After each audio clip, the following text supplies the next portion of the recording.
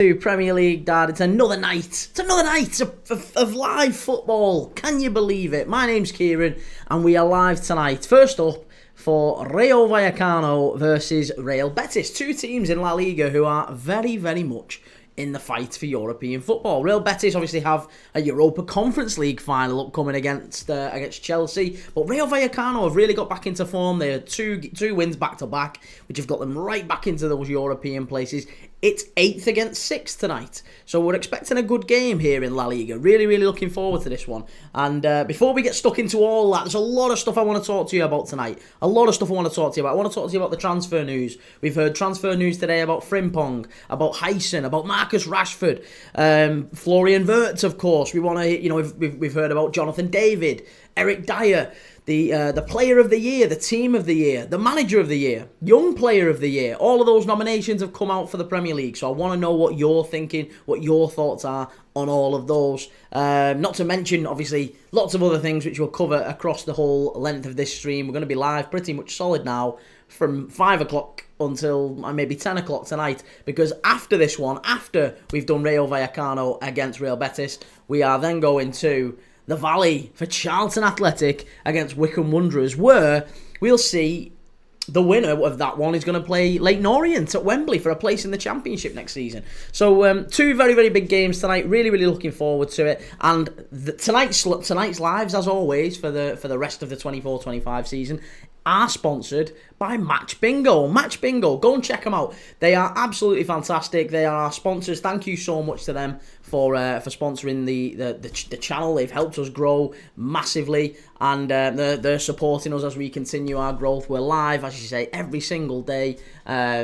At least one live every single day. We do more watch-alongs than any other football channel on this channel, Premier League Dad. We do more watch-alongs than anyone else. Mark Goldbridge did 16 watch-alongs last month. I did 16 last week. That's the sort of caliber, that's the sort of volume you're looking at right here. And we don't just do quantity, we do quality, right? We're doing more diverse games. It's not just the Premier League. I know we call ourselves Premier League Dad, but it's not just the Premier League. We're looking at La Liga. We're looking at the Championship. We're looking at the League 1, League 2 playoffs. We're looking at the SPL playoffs. We're going to be looking at those as well. We're doing Liga, La Liga, the Bundesliga, Serie A. We've got the Eredivisie as well. Ajax throwing away a massive lead over PSV. We've got all sorts of leagues coming up over the next few weeks. Plus, obviously, the Europa League final, the Conference League final, and the Champions League final on the 31st of May. And we'll be doing the Club World Cup as well, no less. So, really, really looking forward to all that. There's always loads of football on, and we'll be doing lives every single day on this channel to get your thoughts and talk through the main talking points and getting ready for the new season. As soon as this one ends, all the focus will switch to the 25-26 season. So yeah, really looking forward to all these games tonight. We've got two very, very big ones, and looking forward to it. But as I say, Match Bingo are a phenomenal app. They are supporting us as we continue our growth. And right now, it's not going to last very long, by the way. It's not going to last very long, so you've not got long to do this. But Match Bingo, if you go and set up an account and you deposit £5, just £5, you get £10 free. £10 free to check it out. If you've never heard of Match Bingo, I absolutely promise you will do, because they're growing nearly as fast as us. I'm joking. They're growing very, very fast. They've got over 10,000 active players in the UK, and they paid out over £200,000. They're flying. They're absolutely flying. And the way that it works with Match Bingo is it's very much like if you like a bet on the footy, the same way I do. If you like a bet on the footy, I'm sure you'll like Match Bingo, because it combines all the excitement of a bet on the football, traditional sports and football betting, with all the excitement that you'd associate with a game of bingo. So you'll get 15 random events that, a bingo card. You get a bingo card, that's what you buy. A bingo card with 15 random events on that could take place during a game. And it'll be things like corner to Arsenal, free kick to Liverpool. And as those things happen during the game, they will be marked off on your bingo card, right? And as they get marked off, you get prizes for a line, prizes for 2 lines, prizes for a full house, same as you do in bingo. So as I say, go and get your bingo card, go and check it out, go and deposit £5, you get £10 free to give it a whirl.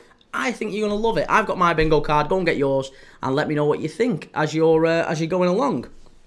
But anyway, we are going to be focusing for the rest of this game, for the rest of this live, on Rayo Vallecano against Real Betis. So let me know in the comments. I can see the comments are already starting to come in. So let me know what you're thinking about that. We are at the Campo de Futbol, as it's called. It's in Madrid, the Vallecano Stadium. It's in Madrid. Rayo Vallecano against Betis. 1 second, let me just get this going. There you go. Right, we're underway. Callum, how you doing? Good to see you, Callum. Jaden, 22 days, just finished SATs. Congratulations, mate. Congratulations. It's it's a stressful time, isn't it, the old SATs? I remember that. But yeah, how's there an 11-year-old? Hey, listen, Callum, it is what it is. It's all good. But yeah, mate, enjoy it. It's a summer now. You know, whatever you're doing, enjoy it. I used to love all that. 6-week holidays and all that back in school. But anyway, so 178th edition of El Derby de Barcelona, Espanyol against Barca. 34 wins for Espanyol, 103 for Barca, 40 draws. Oh yeah, that's coming up tomorrow, isn't it? Is it tomorrow, that? That can't be tomorrow. There's no way that's tomorrow. Surely not. Surely not. Right, yeah, so I want to get your take, by the way. I want to get your take on a number of things, right? I want to hear what you're thinking about the playoff final. Obviously, that's one of the things we want to be talking about tonight. The playoff final. Sheffield United against Sunderland. Obviously, Sunderland get there in rather dramatic circumstances, don't they? That last late goal against Coventry. Dan Ballard, bang, big late winner for him.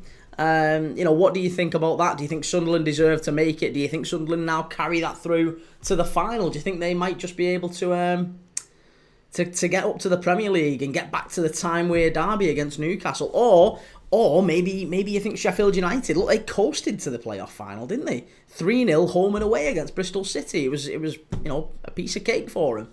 So do you think Sheffield United just waltz it into the Premier League? They finished third, didn't they? So over a 46-game season, they were the third best team. So that kind of makes sense, I guess, that they would be the one that we would expect to come up.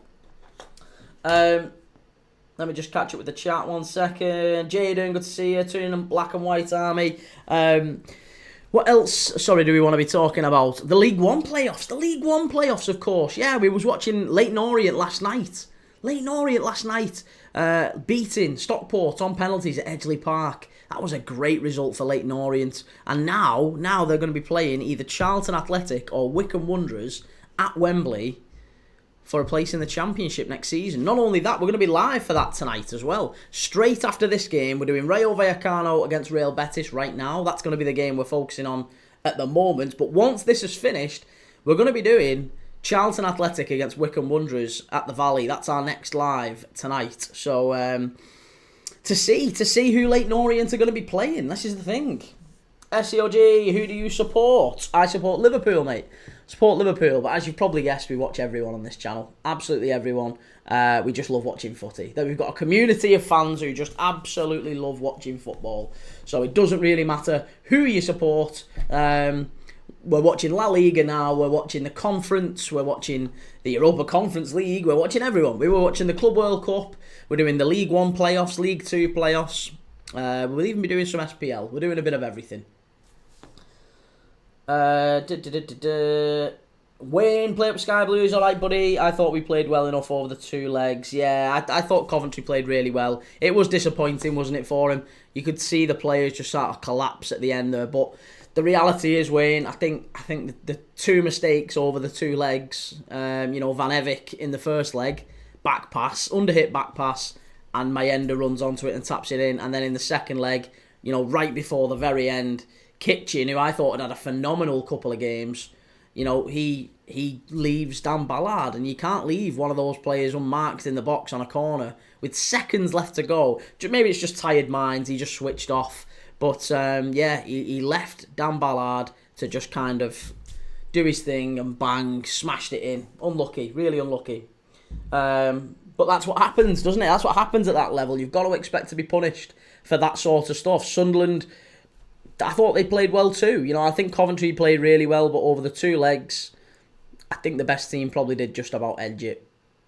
And Coventry, look, from how far they've come, you'd have to say even just making it to the playoffs is a real achievement, because it wasn't that long ago when Frank Lampard came in, there was talk of relegation, wasn't it? Noah, how you doing, Noah? Who's going to win the Champions League? PSG. Yeah, PSG are going to win the Champions League. We'll be live for that one, of course, as well. 31st of May, we'll be live for that. And I really do think PSG win it, yeah.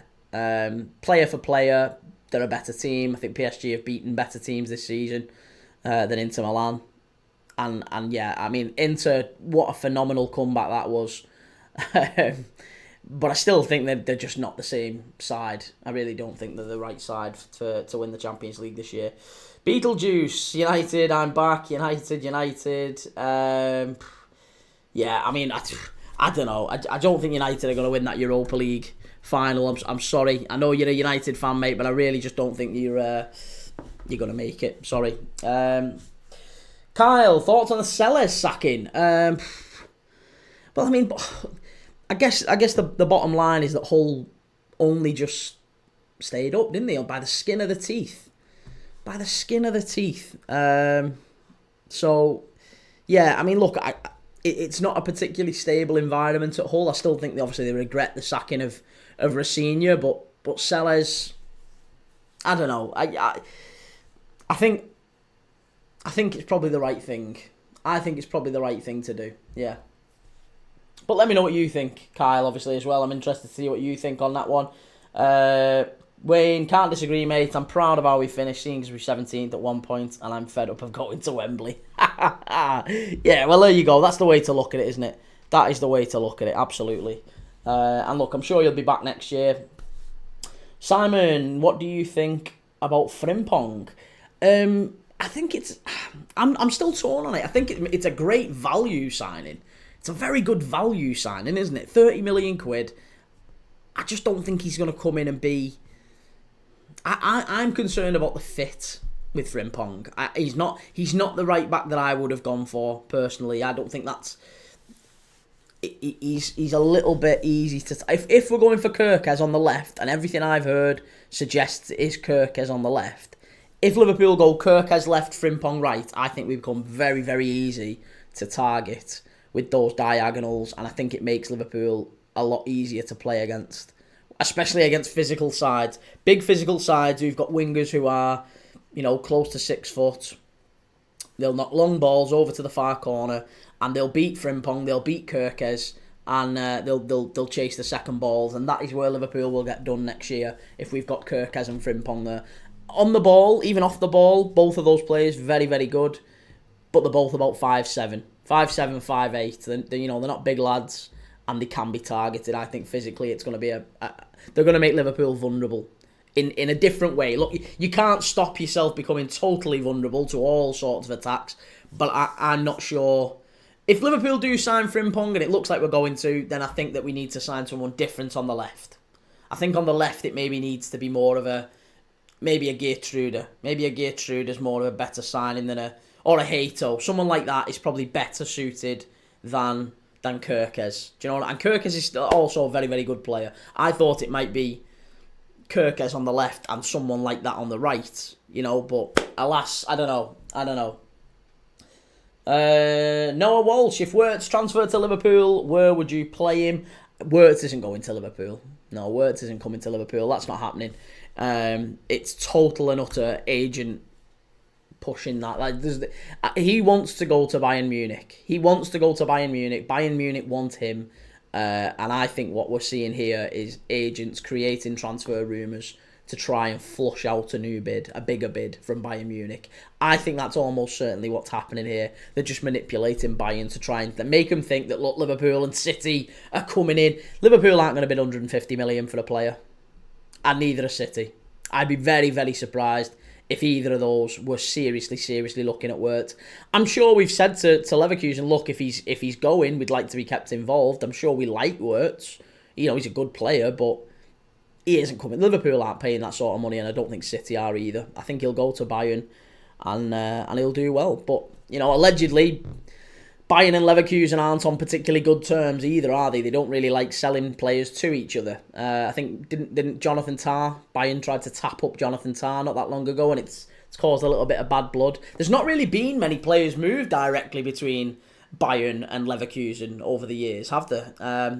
I remember when Liverpool got knocked out by Bayer Leverkusen. I think it was about 20 years ago now. You might not be old enough to remember this, but about 20 years ago, Liverpool got knocked out of the Champions League by Bayer Leverkusen, and within 12 months, Bayern Munich had signed the 3 best players, Lucio, Ziriberto and Michael Ballack. They'd all gone there within about 12 months of that game. I always remember that, and since then, there's not really been many players move between the two. It's not been the same with, Bayern and Dortmund, for example, or, it's just those two don't particularly get on when it comes to negotiations. I don't know if the presidents just don't like each other.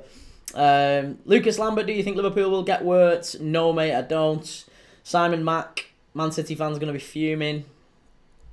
Yeah, well, I mean, look, I still don't think City get him either, for all it's worth. George, you're not watching the Atletico game? No, I decided that the better game tonight would be Betis and Vallecano, purely because Betis and Vallecano are still in with a chance of Europa, or Champions League maybe for Betis. So they're still in with a chance of Europe. Atletico Madrid, there's nothing really they're fighting for. Their season's over. And, I mean, Osasuna could maybe make Europe as well, but they're 2 points behind. They're 2 points behind Vallecano. They're not playing anywhere near as well as Vallecano this season.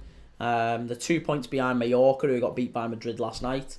They're behind Celta Vigo as well. So, look, I think Osasuna are going to have a struggle to get a European football. I think Madrid, their season's pretty much done. So for me, I honestly, I don't think that's the game to watch tonight. I think the game to watch tonight is Vallecano against Betis at the Campo de Football in Madrid for Vallecano. So let's see. Maybe I'm wrong. We'll see. Andrew, who do you think will win, Sheffield or Sunderland? I hope Sunderland, but I think Sheffield will, Yeah, I think Sheffield will. 24 Shirak Boy. Hi, mate, you should try streaming on other platforms. They're offering more to new creators. YouTube is washed. I don't know. Listen, I'm new. Educate me. Where do you think? I am open to trying multiple new platforms. But yeah, you let me know what you're thinking, mate. I am happy to be educated by anyone. I am not coming here with egos or anything. Let me know what you're thinking. We are on a lot of other platforms, by the way. We aren't just on YouTube, TikTok. We are on. I'm live right now on X, on TikTok, Twitch, Facebook, Instagram. We're on everywhere basically, as well as YouTube. So if you know of any others that you think I should be on, by all means let me know. I'll add them in. No problem. I am happy to. I want to try and grow the channel, of course. Simon Mack, do you think Trent is a snake? Yes, I do. Absolutely, he is a snake. Of that, there is no doubt. He lied to the club. He lied to the fans. And yeah, he's absolutely a snake. He's let the team down. He purports to support this club, and that's, this is his team, and he's been a fan of the club for 20 odd years or whatever, since he was a little boy, and I don't disagree with that. But I think that if you are a fan of the club, you would consider the club in making the decision that he's made, and he hasn't. The way he's gone about this whole process has been totally and utterly self-serving at every single opportunity.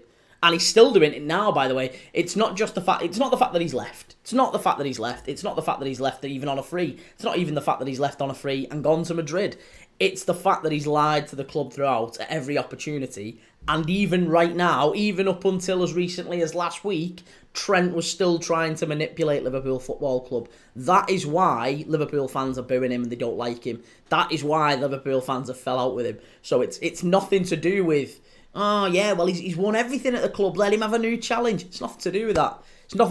Anyone who says that has clearly no understanding of Liverpool Football Club, Trent Alexander-Arnold, or the situation. They've just read maybe one article on TalkSport and they think they know what they're talking about. They're usually talking out the backside. But as I say, that isn't the reason why Liverpool fans are so frustrated with Trent. Marco, what game are you watching today? We're doing 2 games today, Marco. First off, we're doing Betis against Vallecano, or rather I should say Vallecano against Betis. 8th against 6th in La Liga. 2 teams competing for European football. Very, very big one. That's kicking off in about 30 minutes. So I'll be bringing you the team news soon. And then straight after that, it's the League One playoff final. It's Charlton Athletic against Wycombe Wanderers. Second leg. First leg was 0-0, I believe. And it's at the Valley. So we're going to be watching that one. So we'll see how that one goes. But yeah, that one's going to be a big, big game as well. Winner obviously plays Leyton Orient, who we watched last night. Leyton Orient getting past Stockport County on penalties. One of those will make it to the Championship. This year, but can Florian flourish in that Bayern squad? He isn't taking Jamal Musiala's position. He isn't an 8th. I think they'll have Musiala, Wirtz and Elise all interchanging behind Harry Kane. They can all play across that front. And that, imagine that, seriously. Elise, Wirtz, Musiala behind Harry Kane. That's some front line. That is some front line. And they can all go left, they can all go right, they can all play in the 10, they can all drift. That would be so difficult to track. This year, he isn't a player to settle for being a squad player. Too talented, totally agree. Gaspy, we wait for Barcelona game. George, remember me from yesterday? I was in the chat for ages. Yes, mate, I do, of course. Of course. Andrew, I want Sunderland to win so I can go to some derbies. Yeah. Be good to get the time with a derby back, wouldn't it? Simon Mack, I hope Trent falls in Madrid. I mean, I still think he'll do okay in Madrid. He's still one of the best, isn't he? He's still one of the best at Madrid, or he's still one of the best right backs in the world. So I've no doubt he'll go there and win things, and he'll do all right. But he's still a rat. He's still an absolute rat. That guy Jack 562 Prem Dad. At least we signed Zubamendi. Who signed Zubamendi? Arsenal. Again, I'm not that bothered about Arsenal signing Zubamendi. He had his chance last season, didn't he? He had his chance the season before. Season before, he could have gone to City. Last season, he could have gone to Liverpool. Now he's ended up at Arsenal. So, yeah. Good luck to him. I think he'll need it. George, I agree. Trent is a snake. But if he left with 2 years on his contract and Madrid buying for 70, yeah, maybe. Ollie Allen, do you ever leave the house, Biggin? Very rarely, Ollie. Very, very rarely. I've no need to. Get food shipped in. We're all good. All good. Dream Chasers, who are you watching? I am watching Vallecano against Betis, and then straight after that, we're watching Charlton against Wickham. Wayne, play up Sky Blues. I'm glad I came across your pod, as I love chatting with other fans that have no malice. Hey, listen, stay around for a bit, Wayne. There's plenty of fans who've got malice. Believe me, they'll get stuck in. They'll get stuck in and let you know there is some malice absolutely in the chat. Not always, but you get the odd head. So we'll see. SMI, pie eater. I don't eat pies, and I'm not even from Wigan. I'm not from Wigan. You might think I sound like it, but I'm not from Wigan. And I'm not a pie eater. Don't like pies. Give you bad indigestion. Terrible indigestion, pies.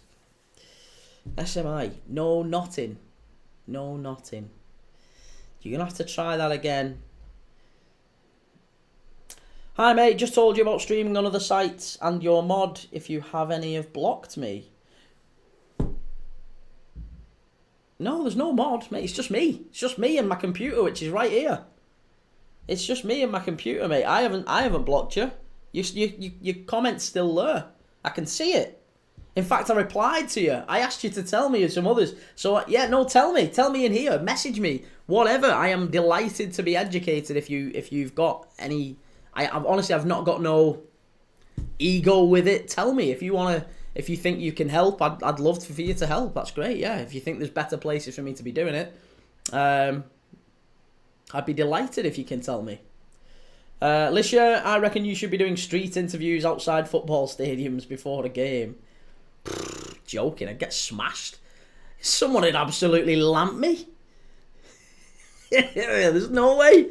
Absolutely no way. LFC White, can't wait for the parade. North Waves, my messages aren't showing up. They should be. I hope there's no problem with the YouTube chat now. Christ, you've made me panic. Everyone else is commenting. Well, Callum's commenting. And Jaden's commenting. If someone can go to YouTube and check the chat, that would be amazing. I'm on YouTube now, live, Premier League Dad, by the way. If you can go and check, if anyone else can go and check, it is. We've got a slightly different setup there. Alex Craig, how are we today, mate? I'm really good, Alex. Yeah, really good, thank you. I hope you're good too, mate. Looking forward to another big night of footy. We've got Vallecano and Betis first, and then Charlton and Wickham. So we're going to be doing plenty of footy, as always. LFC White, favourite beer, lad? Well, this might surprise you, mate. This might surprise you. I've never had a beer. I'm not really a big drinker. Do you know what? And that sounds like I'm 18. I went in the pub with me. Well, I was 17 actually. I went in the pub with my dad, and I'd had drinks before, but it was only like when I was like 15, 14, 15, whatever, over the park. Do you know what I mean? Sort of out with your mates, and it's like wicked, that sort of stuff. Alka Pops or whatever. Fine, that. But nothing like actual drinks. Anyway, I had a taste of my dad's beer. I had a taste of my dad's mate Guinness at the time, and I hated it. And at 17, 18, you don't really like it, do you? And I know a lot of people say it's an acquired taste, isn't it? So I've just never started on the beer. And I got started on whiskey. So I always had a whiskey whenever I went out. Every time I've gone out, I've always been on whiskey. I've just been a short guy. I like the whiskies, I like the bourbons, and that's my tipple. So if I ever do have a drink, which isn't often, to be honest, if I ever do have a drink, I like a whiskey. But I swear down, I have never ever sank a pint of beer, any beer. And it's just never appealed to me to do so. Because it's gassy, innit? It's gassy. It doesn't really do out for me. I know a lot of people like it. LFC White, fair play, mate. I like a beer, mate. Hey, there you go. You like what you like. You like what you like. I've got a beer belly without the beer. All the way. Again, it's falling off me. It is coming off. I'm 4 stone down. It's coming off gradually, but it is coming off. Blurry, would you choose Isak over Alvarez in the striker position? For Liverpool? For Liverpool, no. I would rather we signed Alvarez over Isak. And part of that is because of the value that I think you can get Isak. Sorry, I think you can get Alvarez for maybe half the price that Isak is going to cost. So it's just not worth it for me. M157, what games are you watching today, bro? First off, we're watching Rayo Vallecano against Betis, 8th against 6th in the La Liga table, and then straight after that, we're watching Charlton against Wickham. So they're the 2 games that we're watching.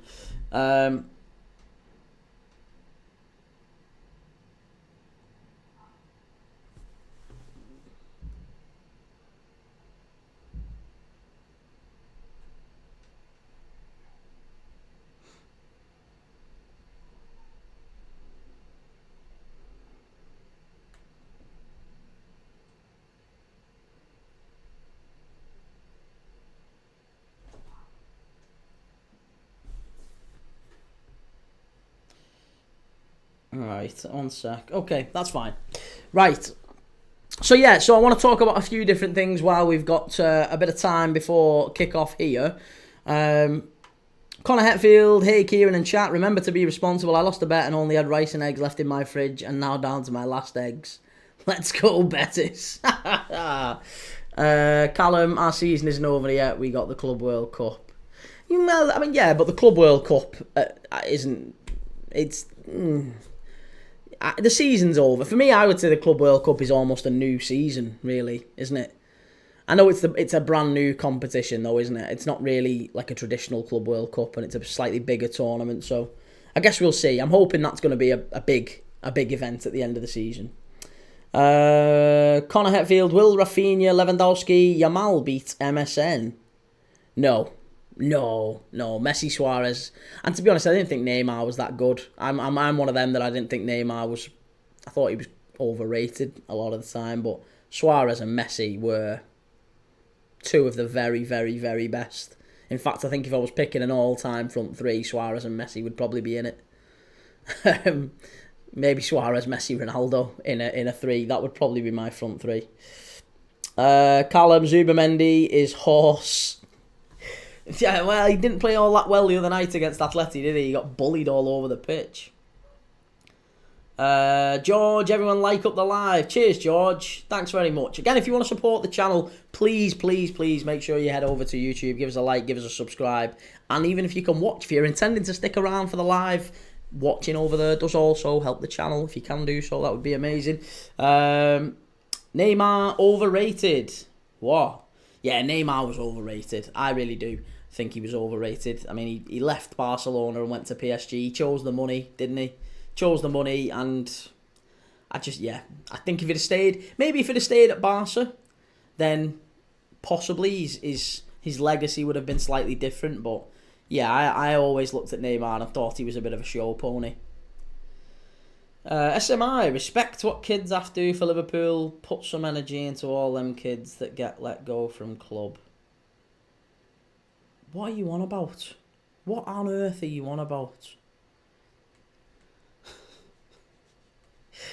Oh, my goodness me. Respect what kids have to do for Liverpool. Put some energy into all them kids that get let go from the club. I don't know. I don't know how. That life kicks hard, mate. That's it. That's the reality. Blairy, which team will be the hardest to beat in the next season? The fight of the league title. Well, you'd still say Liverpool, wouldn't you? You'd still say Liverpool's the hardest team to beat. I'm sure City and Arsenal will make some big signings, but Liverpool absolutely will be up there again. I'm sure title winners. They breezed it this year, so you'd have to say that Liverpool will be the hardest team to beat as it stands. Unless there's quite significant changes, and then maybe that does change things. Unless City and Arsenal drastically sign some like unbelievable talent that again changes the landscape a little bit. As it stands, I think Liverpool are almost certainly going to be the team to beat. You'd have to say the champions always are, whoever they are. SMI, when you've got the skill, you get paid. SMI, have you by chance been to a barbecue today? Because you're sounding like you've been to a barbecue all day. United, what team do you support? I'm a Liverpool fan, mate. I'm a Liverpool fan. Looking forward to watching United and Spurs in that Europa League final. Well, we'll actually be watching United and Chelsea tomorrow night. We're doing Chelsea v United tomorrow night, Friday night football. We're going to be doing the watch along for that, and then obviously we'll be doing United in the Europa League final against Spurs on the 21st. So, yeah, we're watching United's next two games. Blurry, what will be yours for the fight for the league title? I'm not sure what you mean, Blurry. Ray Nasoro, do you think Jeremy Frimpong will be good for us? Yeah, I think he'll be good. I'm not sure he would have been the right back I would have chosen, though. Good player, but I just don't think he would have been the one I'd have gone for. He's a bit small, and I think we'll be targeted on that side. Pren Doggy Dog, what's your opinion on football? Very, very good. I enjoy it.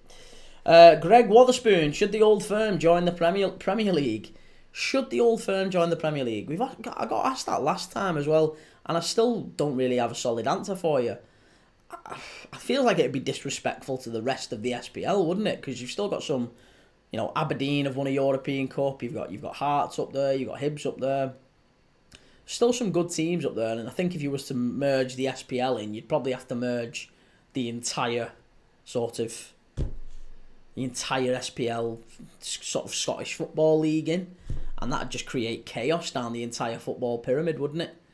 So no, actually, I don't think so. I don't think it is the right thing to do. I know we've got Swansea and we've got Cardiff in, but that feels a little bit different because the rest of the Welsh League is like Llanelli and Barry Town and TNS and that sort of thing. There's not really Porthmadog, all that sort of thing. There's not really an awful lot of quality amongst the rest of the Welsh League, and maybe that's because it was incorporated in the Premier League.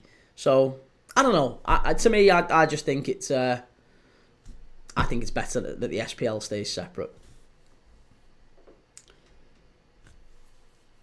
Jake, thoughts on the Wirtz saga? I think it's manipulation, Jake. I think it's almost certainly the Bayer Leverkusen agents, management, whatever, trying to create interest via the press to make sure that Bayern Munich up their offer. The player wants Bayern wants the player. Bayern have apparently bid €100 million there or thereabouts. Leverkusen are looking for something closer to 150. There's quite a substantial gap there. Bayern are like, well, that's what we're offering. The player does want to leave. And I suspect Bayer Leverkusen want to get some funds for the new manager coming in as well. So I expect what we'll see is there to be Liverpool and City stories, maybe Real Madrid, maybe Barcelona, all getting involved for Wirtz or whatever. Just you'll see lots of news in the press, and then all of a sudden, in a couple of weeks, you'll see an agreement's been made between Bayern and Wirtz. That is what I think will happen. And I've seen it play out many, many times over the years. I don't think Liverpool or City are actually really seriously involved in works. I'm sure they've said at different points, or agents acting on behalf of Liverpool have said to Leverkusen, look, if you're serious about selling him, we'd love to be kept informed, because he's a very good player. But I don't think there's any serious actual plans for Liverpool to sign Wirtz, and I don't think there is for City either. I think it's quite common knowledge that he's going to be going to Bayern. Reina Soro, people are saying his defence isn't the best, but he looks good going forward. I don't know who that is. Oh, Frimpong, sorry. Frimpong, no, his defence is actually very, very good. His defence is probably, arguably, on some stats, he's much, much better than Trent Alexander-Arnold. I said one the other day that Trent Alexander-Arnold has been dispossessed 57 times this season. Jeremy Frimpong has been dispossessed only 57 times across the last 4 seasons combined at Bayer Leverkusen. So, in terms of defensive capabilities, I actually completely disagree. I think Frimpong's a better player. And arguably going forward, he's not as good. Pren Doggy Dog, what season should I start on football? Start at the beginning, go back to the 1800s and work your way forward and see if you can let me know when you catch up. Zach Clips, Stockport let me down for $4,000, had a cash out of 1.2k. I know, mate, did you cash out? I told you should have cashed out. I hope you did. Otis97, Kelleher. What about Kelleher? Do we think he's going? He's got to go, hasn't he? He's got to go. Caleb, hi Prem Dad, good to see you, Caleb. Good to see you, mate. Callum, best ever 11 based on what I've seen. Buffon, Cafu, Nesta, Van Dijk, Maldini, Gerrard, Iniesta, Zidane, Ronaldo, Suarez, Messi. Okay. Gerrard, Iniesta, Zidane. Bloody hell, there's a lot of heavy lifting being done there by Steven Gerrard in the defensive line. I probably would change that out. I think Iniesta would drop out of mine, but Gerrard and Zidane definitely. Yeah, Gerrard and Zidane definitely. Ronaldo, Suarez, Messi definitely. Not sure about the rest. Van Dijk and Maldini would be good.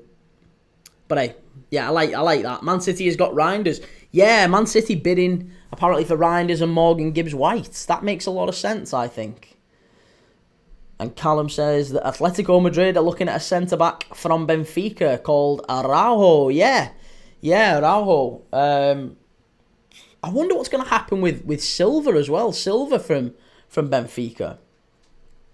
Connor Hetfield, United players earning higher than Liverpool players. It's a crime. Well, it isn't. I mean, look, I'm a big fan of, or a big believer in, you kind of get paid what you're worth.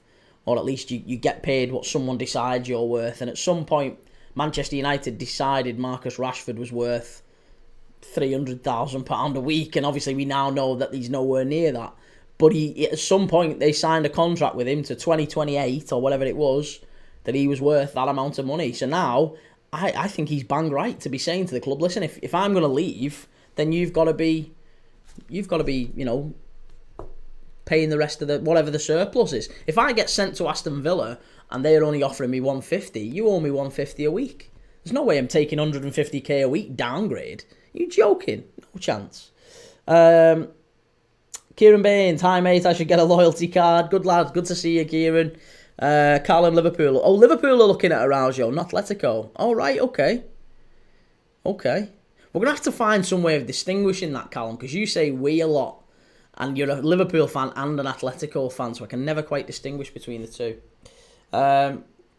Zach Clips, I never cashed out. There you go, I told you. Listen, I promise you, and I said this to you last night during the live, you can live. If someone offered you 1,400 quid right now in your hand to cash it, to put the bet on and win whatever it was you was going to get back, is it 4-2? If someone had offered you that there and then, you'd have absolutely not put the bet on. And that is what you had last night. You had the 1,400 quid right there in your hand, and you decided not to. So, not to rub salt in the wounds, mate, but you absolutely need to cash them out. When you get the big cash out, cash it out. Because you can live with losing the 4-2. You can live with it being, because if Stockport had scored late, you'd kick yourself, but you'd be fine, because you'd have whatever, 1,400 quid in the bank. You'd be made up with that. You'd be absolutely made up with that. But now, you've not got a penny. Otis, I'm a Leeds fan. Is Simicas and Kelleher good signings for us? Yes. Kelleher certainly is. Kelleher, I would argue, is maybe too good for Leeds. I think Kelleher's a Newcastle player. I think Kelleher's a very, very good goalkeeper. A really good goalkeeper. Tsimikas, I like Tsimikas. He scored the winner for Liverpool in a cup final. So he's a popular player at Liverpool. I don't think he's maybe Liverpool level of left back in terms of the quality that we need to be winning titles, winning Champions Leagues. But he doesn't make a lot of mistakes. He doesn't get a lot wrong. He's not phenomenal going forward. Like, he can put a good ball in. I would argue Tsimikas can put a cross in, maybe up there with the best of them. I think he's a really, really good crosser of the ball. But he's not particularly fast. His positioning isn't particularly great. But he's also not bad. So he's basically a 7 out of 10 at a lot of things. An 8 out of 10 on a couple of things. That's how I would rate Tsimikas. He's not dreadful. Any Liverpool fan who argues he is it's nonsense. The two of our best ever managers, Klopp and Slot, have been very, very happy with Kostas Tsimikas. And they've played him a lot of games as well. It's not like they've signed him and then fobbed him off. Or said we need to get rid of this guy and never played him. He's played a lot of games for Liverpool. And he's been a good squad player for us. So I think Kostas Tsimikas is definitely a Premier League player. Maybe not a top 6 Premier League player, but yeah, he'd do a really good job for Leeds. Really, really good. And Kelleher, if you manage to pull off the Kelleher signing, then Leeds, you've made a worldie there. Colour splash. I think Frimpong will play in Salah's position when he goes AFCON and Bradley behind. Thoughts? Yeah, possibly. Yeah, that could work. I'm intrigued to see what we do on the left-hand side, though. If we do sign Frimpong, I'm really intrigued to see what Liverpool do on the other side. Do we sign Kirkes? Do we maybe go and get Geertruida? Do we go and get Hato? A taller player, maybe, that isn't going to make us as vulnerable to those long diagonals. Zach Clips, I got greedy. It's always the way, mate. It's always the way. Colour splash, how can you support two teams? Well, I mean, I don't support two teams, but a lot of people do, don't they? A lot of people have maybe an English team and a Spain team or an Italian team or whatever. Who am I to judge? Christ, I'm emotionally drained just from supporting Liverpool. So I don't have two teams, but I know plenty of people that do. Blurry, who's going to be Liverpool's biggest challenge for the league title? I still think City. I think City make some big signings this summer and they get it right. They're not going to be that bad forever. Pep Guardiola's not going to have that much of a fall off, and I think Mikel Arteta and Arsenal are steadily in decline, whereas I think Man City have had their decline and I now think they're bouncing back up. I think they've got some good signings in and they've got the bones of a really good team there. They've got a great manager. I think they just need a bit more investment again to re-go again, and I always think City are going to be Liverpool's big rivals. I'll never ever look past Man City. Ricardo Romano, one club is the rule. I would probably agree with you on that, Ricardo. Certainly in your own country, anyway. I think if you're a Liverpool fan, for example, you can't be a Liverpool fan and a Bournemouth fan, or like Jamie Redknapp said. Jamie Redknapp argued he's a Liverpool fan and a Bournemouth fan. Micah Richards says he's a City fan and an Arsenal fan. Yeah, that doesn't quite wash with me. Otis97, cheers mate, sounds good if the rumours are true. Zach Clips, I think Man City are going strong this transfer window. They could run away with it next season. Maybe. SMI, you've never played in your life. Just by why you chat, I can tell. Okay. I mean, you're wrong. I'm not claiming to be a professional, mate. I'm not claiming to be a professional. For what it's worth, David Ornstein hasn't played. He writes about Liverpool and talks about football on a daily basis. He didn't play football for a living. Have you got a problem with him talking about football, or what's the problem? Is it just because you don't get to talk about it? What's the problem? So what? Who's upset you, mate? Who's upset you? I don't understand. Tell me what's going on. Let's have a chat. Let's get it all out in the open. Come on. Abs, if we sign Kirkes, Frimpong and Wirtz, Richard Hughes deserves a guard of honour. Wirtz isn't happening. I promise you. Liverpool fans, you just need to get that out of your head. Wirtz is not happening. Wirtz is absolutely not happening. I promise you. It isn't happening. It's all agent speak, pushing it out to raise transfer fees. It's not happening. Zach Clips, Arsenal are crying for a striker.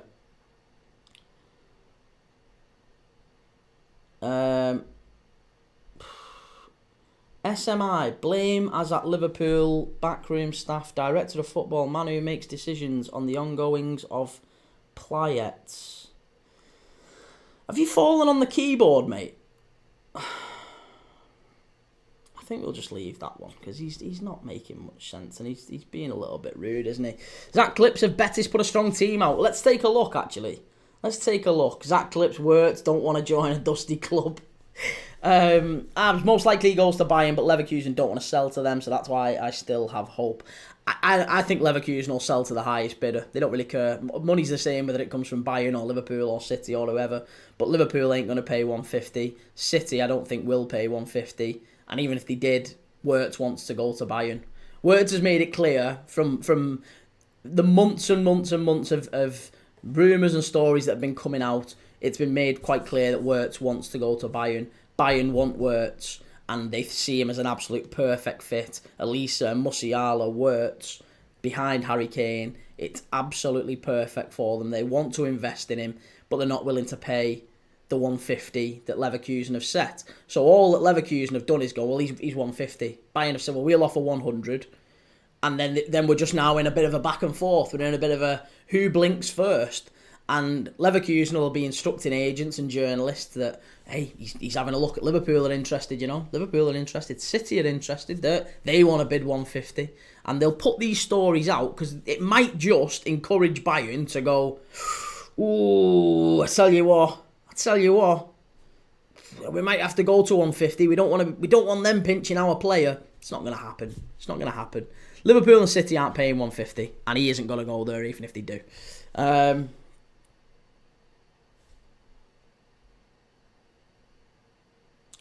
They won't sell to a rival. I don't know if they're saying they won't sell to a rival. It didn't seem to matter all that long ago. Once upon a time, Bayer Leverkusen sold their 3 best players to Bayern Munich inside 12 months.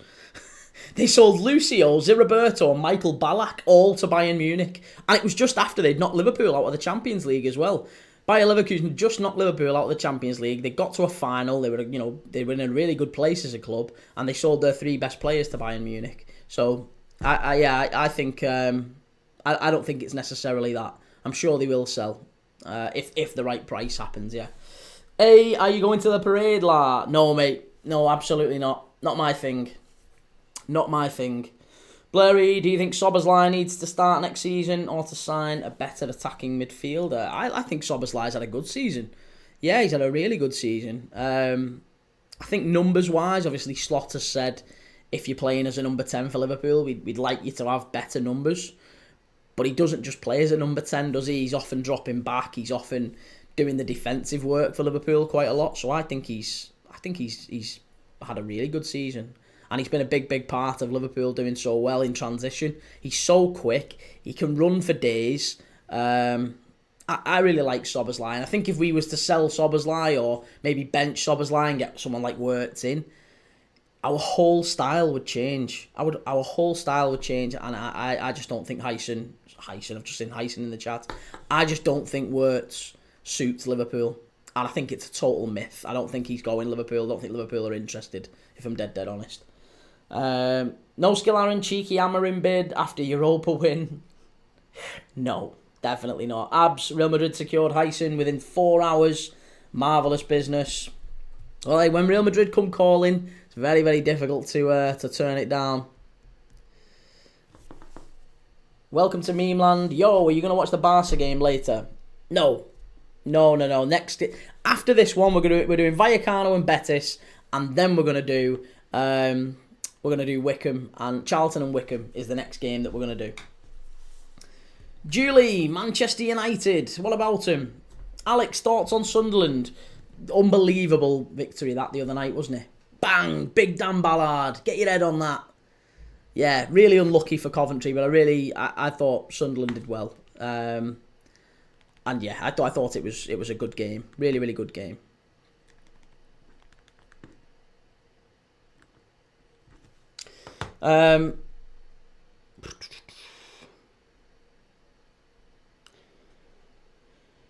Ricardo Romano, Trent will be welcome here in Madrid. Hala Madrid. Hey, listen, Trent, yeah, you're welcome to him, mate. You're absolutely welcome to him. Edward, looks like Heisen to Madrid is done. Yep, I've just been talking about that, absolutely. Callum, reason why I support two teams, because I can and we only live once, Kieran. Yeah, mate, you support two teams, no problem. Hey, listen, I've no issue with it. Support who you want. Support 3 teams, 4 teams if you want. Makes no difference to me. I've only got the emotional labour for one. And it's hard enough supporting one at the best of times. Abs, if Wirtz doesn't happen, I want Simons. He's so creative and he wants to play in the Prem. Yeah, Javi Simons would be a good signing. Yeah, he would be a good signing. And look, Leipzig might actually miss out on the Champions League and maybe even European football altogether. They're not in a good place in the Bundesliga. The final boss, predictions for Betis. I think it's going to be... I think it's going to be 2-0. 2-0 Betis, yeah. Fancy Betis to get the job done. Julie, better than Liverpool, just my opinion. You're entitled to your opinion. I don't think many people would agree with you that 17th placed Manchester United are better than the champions Liverpool, mind, but you are absolutely entitled to believe that, Julie. 1, 2, 4, Simons is off, then Leipzig are in trouble. Yep, I think that's fair to say too. Let me just go through the teams very, very quickly. Vallecano against Betis. Let's talk through those teams. Lineups. For Vallecano, it is Batala in goal. It's Baliu, Lejeune, Hernandez and Chavaria at right back. Sis and Diaz sitting. And then it's Rashiu, Palazon, De Frutos and Garcia up front. For Betis, it's Adrian San Miguel in goal. Ex-Liverpool, Adrian. Ricardo Rodriguez left back, Nathan and Mark Bartra in the middle, Sabali on the right, Fornals and that man again, Johnny Cardoso sitting just in front of the defence, and then it's that unbelievable front three that I really, really love. Ezal Zuli left, who has been linked with Everton, would you believe? Ezal Zuli being linked with Everton. I think he's a really, really talented player, so he can't go to Everton. Ezal Zuli left. Isco, who I think has had a phenomenal season, and then on the right, Anthony, who'd have thought the remontada, what an unbelievable redemption arc that is from Anthony to go to Real Betis and to produce more goals and assists this season than Vinicius Junior. I think he's been incredible, hasn't he? So Anthony on the right, Isco in the middle, Ezal Zuli on the left, and Cucho Hernandez, who scored the other day for Betis to help them to a win. What was it? Sorry, it was a draw, wasn't it, over Osasuna? And that was the game the other day that I thought he played really, really well in.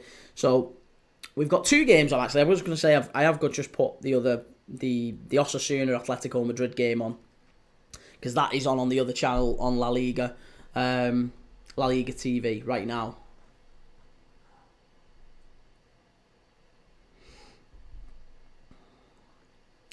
The final boss, would you spend 120 million on Alvarez or Wirtz? I wouldn't spend 120 million on Alvarez, and I wouldn't spend 120 million on Wirtz. No, I wouldn't. 1, 2, 4, 17th, Manchester United's own manager knows they ain't a massive club anymore. Javier Dude. Right, we're off here now, by the way, I should say. We are off and underway.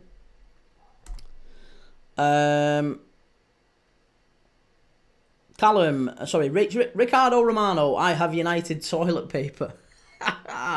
Where did you get that? That'd be good. IDK, Anthony going to win €2 in one season. No chance. Would he actually get a medal?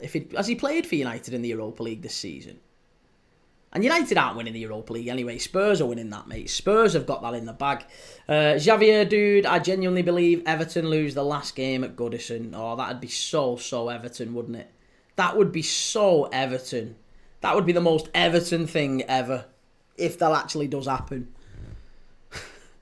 The goodbye at Goodison, the final farewell to the grand old lady, and they lose to bottom of the league, Southampton, already relegated. Jesus Lord. That'd be incredible. 1, 2, 4, Barca product, wasn't he? I think he was, yeah. I think he was. Ezal Zuli was. And so was Javi Simons as well, wasn't he? I'm sure he played for... Or did he come through Barca at some point? Or did he play at La Masia when he was a kid? I can't remember. I'm sure there was something about Xavi Simons at Barca. Xavier Dude, let him go to Everton. 124, ex-Watford. Mike R. Ward, Spurs have not got it in the bag. Course they have, Mike. Course they have. They beat United 3 times this season, home and away in the league, and they've knocked them out of the cup already. United haven't beat Spurs since 2022. I just can't believe it. IDK, he made 1 key pass to Ahmad's assist against Victoria Plitzen. There you go. The Giants. The European Giants, Victoria Plitzen. That's why United are unbeaten this season. Oh, good grief.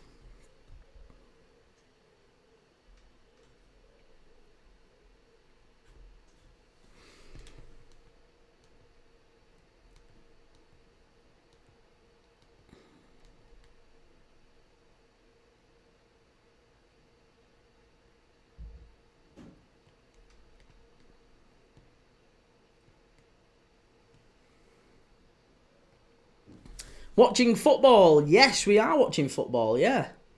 We're watching 2 games, actually. We're watching Vallecano against Betis, and we're watching Osasuna against Atletico Madrid.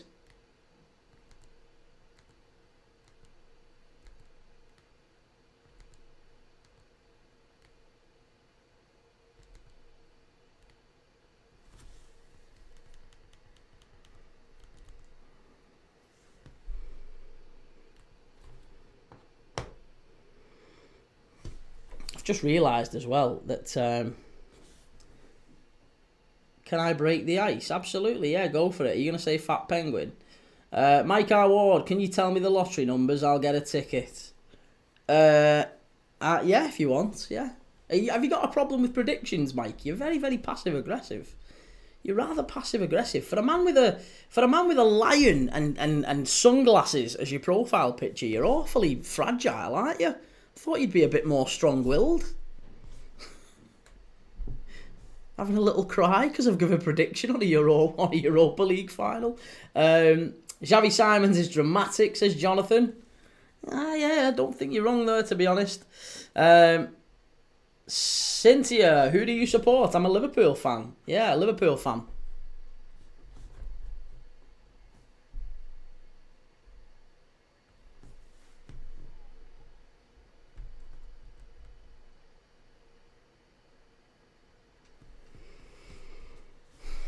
And I've just realised that we've got Anthony in the wrong kit. For some reason, we've got Betis in their blue, in their sky blue away kit. Thought that was going to be a much changed one, but there you go. That's the kit they've gone with.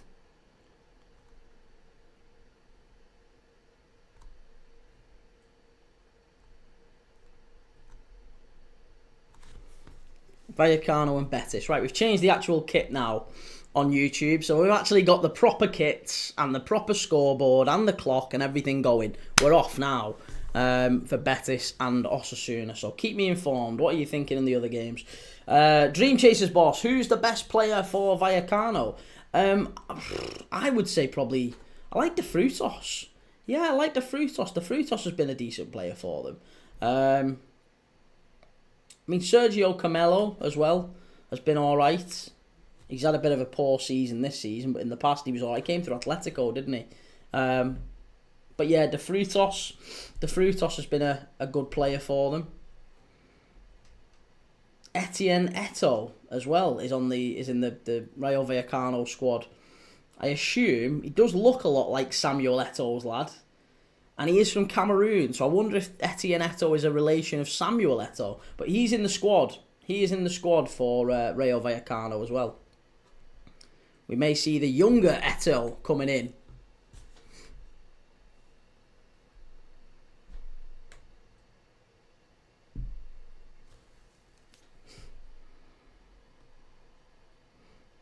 Cynthia, at least it's not Arsenal. Mike R. Ward, Liverpool, who were supposed to win quadruple. And listen, at least we're not 17th, Mike. At least we're not 17th. We've won a league title with the most successful team in Europe, most successful English team in Europe, and most successful English team. Full stop. So yeah, we're fine. I mean, listen, we didn't win the quadruple, but we're also not going to be trophyless this season, and United are. So enjoy that. Liverpool Webbo, what do you think of Eurovision? I don't really watch it, mate. I don't really watch it. It's not my thing, if I'm dead honest with you. IDK. Hi, Alsk. How you doing? Good to see you, Alsk. Why no Atleti watch along? Well, I have got Atleti on, but I do think with Vallecano and Betis, this is a better game. This is a better game. Betis and Vallecano have both got something to fight for this season. Osasuna and Atletico Madrid haven't really got anything to fight for. Their season's pretty much over. Atleti are probably going to finish third. Osasuna are probably going to finish maybe 10th, maybe 9th. IDK, I like this colour better though. It's teal colour, right? Yeah, it's like a teal mixed with a sky blue. It's almost like the Le Havre kit. Reminds me a lot of the Le Havre kit. It's nice kit. Yeah, nice colour. Alsk, will you be watching the Barca League Decider match? No, mate, no. We're not going to be watching Barca. Instead, we're going to be watching Charlton against Wickham, the League One playoff semi-final, second leg at Valley Parade. Not Valley Parade, at the Valley. Definitely not Valley Parade. And yeah, we're going to be watching that one. So after this game finishes, we're going to watch Charlton against Wickham. Ricardo Romano, have you watched Onana compilations? Yeah, I've seen some of the Onana compilations, but I've watched a lot of Andre Onana and Amadou Onana, depending on which Onana you're talking about. Yeah, I've seen a lot of both players.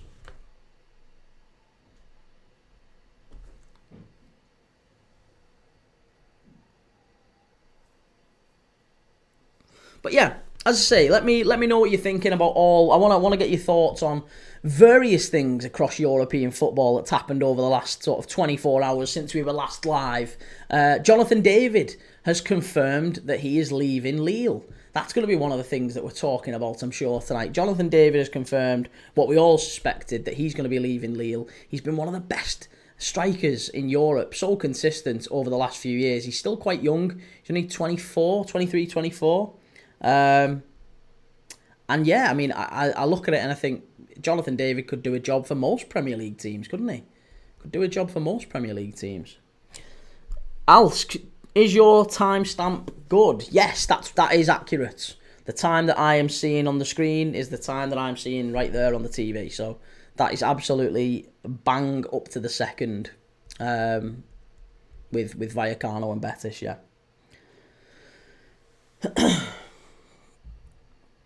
Jonathan XL, a mega at Strasbourg, one of the best strikers in Liga, can score goals, is tall and strong.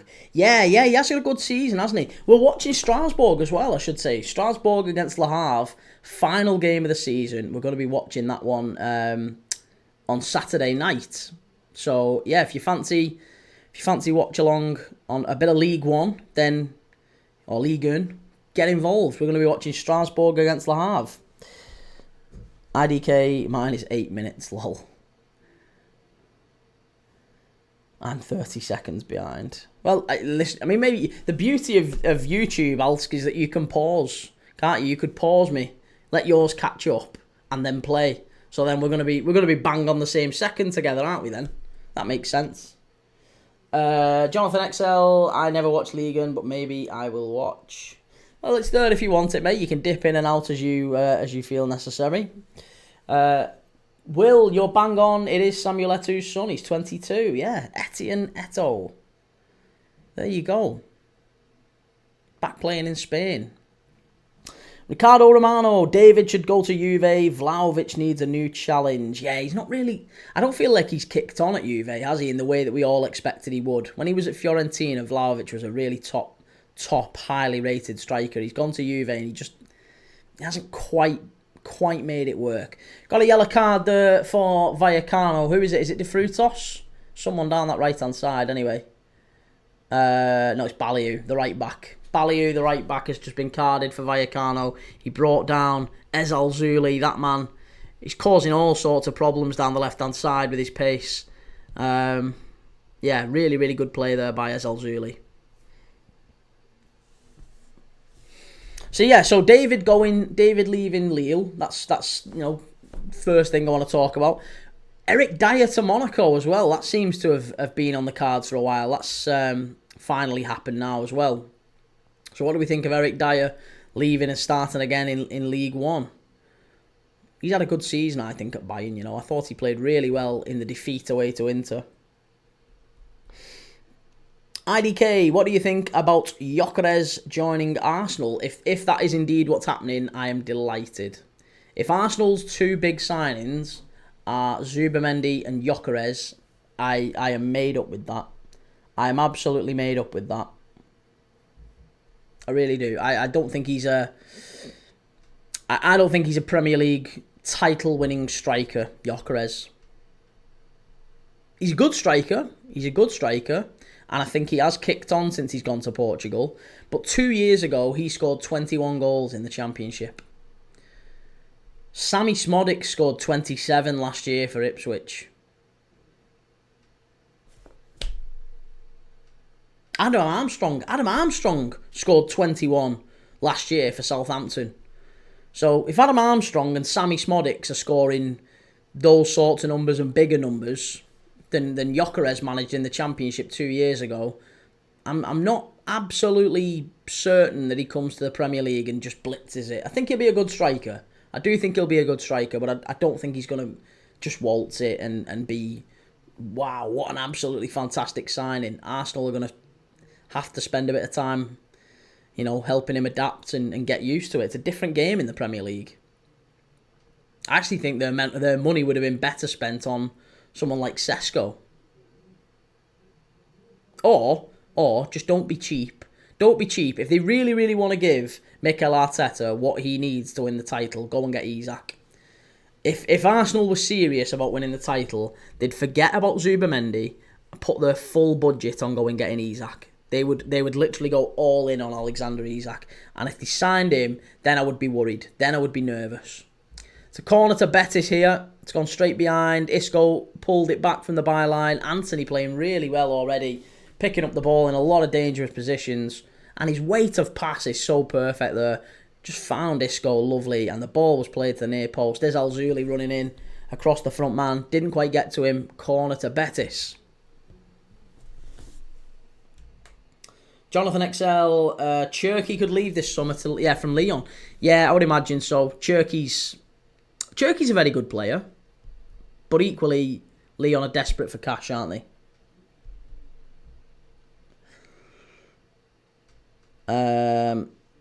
Edward, David to Liverpool or Spurs, I think. Arsenal getting a proper striker before GTA 5. GTA 6, isn't it? Surely.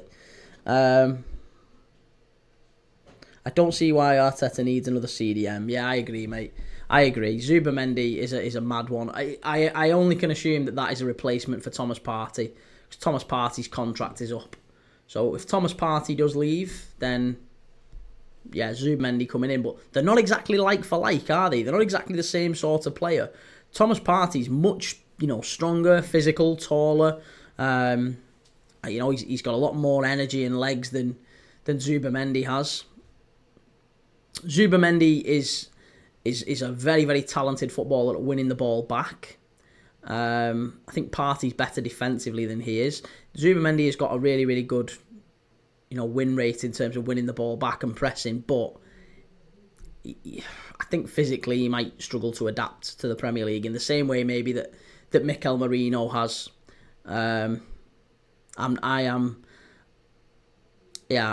overly worried. As a Liverpool fan, I'm not overly worried if the two players coming to try and get Arsenal the title are Zubimendi and Gyökeres, if that's what it is. Carring official, 16th in the league. I don't know how we're going to Bilbao. Yeah, well, listen, you might be going to Bilbao, but I don't think you're winning it, mate. Although, actually, hang on, I've just seen you're a Spurs fan. Yes, you are winning it. You are winning it. I thought you was a United fan. Yes, you are winning it. Ricardo Romano, Zubimendi had a good partnership with Merino at Sociedad. Yeah, but he's not going to be playing with Merino, is he? Marino's a backup player for Arsenal. That's the problem. That is the problem. I think he'll go, and he's almost certainly going to play with Rice and Odegaard. So Zubamendi, Rice and Odegaard as a midfield three behind Saka, Martinelli and Gyökeres. You know, it's good, but it doesn't make me think, wow, they are coming for that title.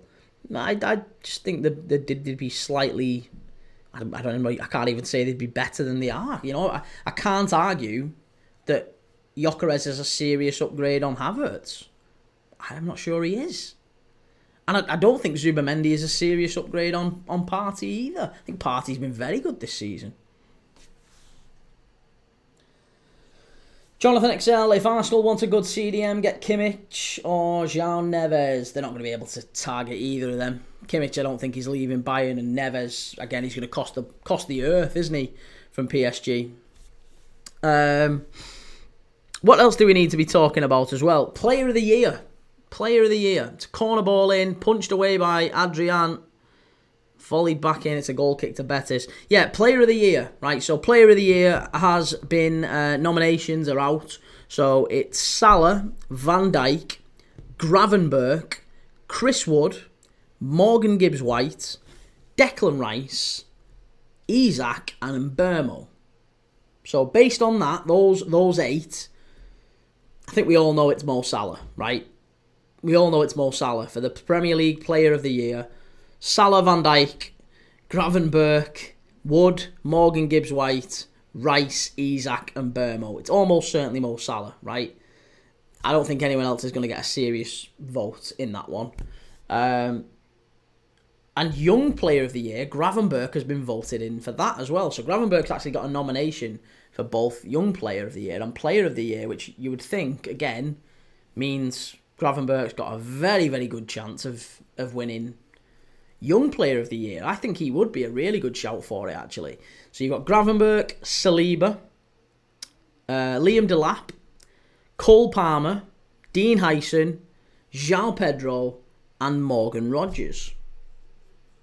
So again, do we think that those are the right sort of nominations for the Young Player of the Year in the Premier League?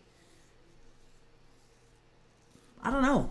The Young Player of the Year in the Premier League. I think Liverpool winning a clean sweep of trophies in terms of the player nominations. If it was Salah who got the Player of the Year, Gravenberch who won the Young Player of the Year, and then I'm about to tell you the Manager of the Year award, or the Manager of the Year nominations, are between these 5. Eddie Howe, Thomas Frank, Vitor Pereira from Wolves, who only actually arrived in the league in December, Nuno Santo from Nottingham Forest, and Arne Slot. So it's a very real possibility, isn't it? A very real possibility that Liverpool have the Player of the Year, the Young Player of the Year, and the Manager of the Year. I don't think that is going to be the case, by the way, but it's a very real possibility. For me, I love Arne Slot. I love what he's done at Liverpool. But I think we've got to give the Manager of the Year to Nuno Santo, haven't we? I actually think that incident the other day on the pitch with the owner has probably cemented him winning Manager of the Year, hasn't it? It's almost certainly pushed it out. So yeah, Arne Slot to win Manager of the Year. Yeah, I think that's one to look out for, definitely. Sorry, Nuno Santo to win Manager of the Year. Here's Vallecano, little cheeky ball over the top. Nah, it's not worked. It's not worked. Ricardo Romano has to be Salah. They will obviously give it to Palmer. Cole Palmer's not had a great season though, has he? He's not had a great season, has he, Ricardo?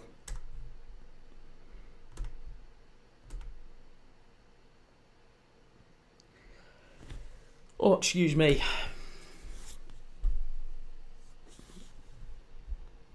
Right, let's turn the volume up here. I forgot we've not even got the old volume cranked up.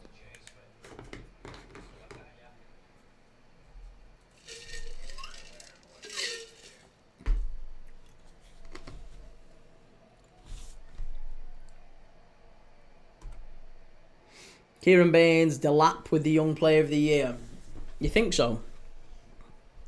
I don't think Liam Delap has had that impressive a year. His team's been relegated, and he's only finished on 12 goals all season. Jorgen Strand Larsen at Wolves has scored more than him. He's done all right. He's been impressive enough to get an offer from another club. But I'm not overly worried about Liam Delap next season if he plays for any of our rivals. He's a good player, but I don't think he's done enough to win Young Player of the Year. I think if you're ranking those Young Player of the Years, you're probably talking Heisen and Gravenberch with Morgan Rogers very, very close behind. Heisen or Gravenberch with Morgan Rogers close behind. That would be the three, I think. That would be the three. So yeah, if it's, in my opinion, that would be it. It'd be Salah has to win Player of the Year. I think I would give Manager of the Year to Nuno Santo, and I think Young Player of the Year. I mean, Gravenberch has been ever present in a Liverpool side that's had the league wrapped up since December, and given that Liverpool, nobody knew he could play that position, you have to say I think he's done incredibly well. So yeah, I would go Salah, Gravenberch, Nuno Santo. I'd be astonished if anyone else won it. Heisen maybe, he's off to Madrid. Good season for Bournemouth. Morgan Rogers, again, had a very good season for Villa. Ezal Zuli, that's wonderful down the left-hand side. It's going to be a throw into Vallecano, that though. Good tackle by Lejeune. But yeah, Ezal Zuli there, little dummy. Little nutmeg. Oh, that's beautiful. He absolutely spun Ballieu. Really unlucky. Really, really unlucky. Kieran Baines, not sure. What else do we need to be talking about? Norwich, by the way. Norwich, Gary O'Neill and ex-Liverpool assistant manager Pep Linders are being linked with the Norwich job, the Norwich City job. Obviously, Jack Wilshere was being heavily linked with a move to Norwich, but he's left the club. He's now not going to be staying there. And it's being linked with Pep Linders and Gary O'Neill, ex-Wolves Gary O'Neill. Do we think that either of those would be the right signings for Norwich as manager? Could they take them back up to the Premier League, I wonder? Vardy's confirmed that he wants to stay in the Premier League as well. Osasuna 1, Atletico Madrid 0. Oh no, Coutinho with the goal, 25 minutes in. Oh no, that's bad. That's very, very bad. Oh God, what a horrendous night this is gonna be. This is gonna be grim if indeed it finishes with Osasuna beating Atleti. I can't believe that. That'd be so bad, so bad.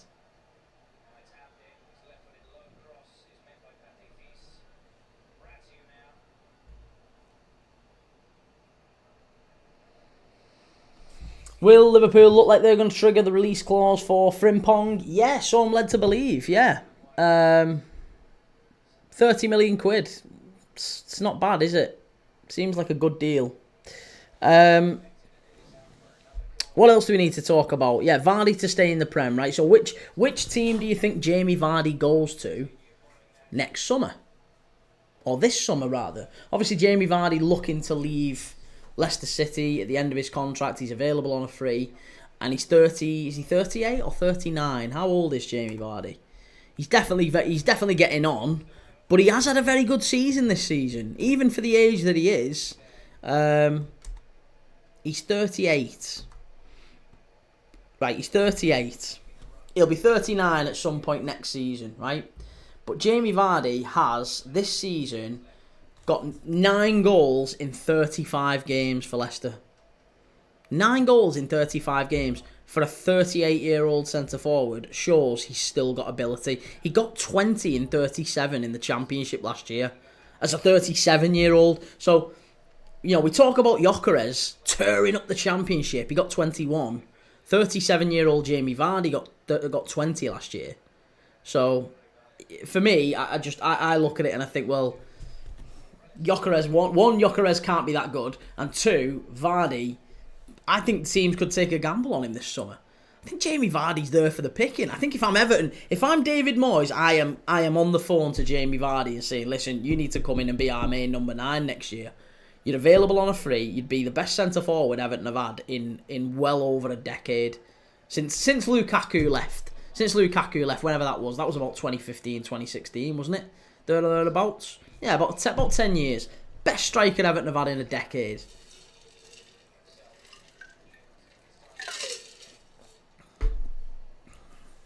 Will, answer this. How is Santi Cazorla still playing football? I remember when he played for Arsenal. Do you know, mate, there's a lot of footballers like that. Yeah, there's a lot of footballers like that. Players who you may not expect are still playing, but, you know, still are.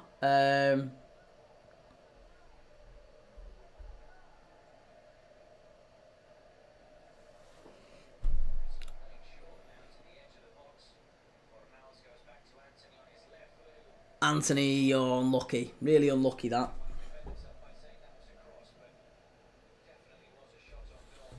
Yeah, there's plenty of players who are still playing somewhere in the world. You wouldn't think that they would be.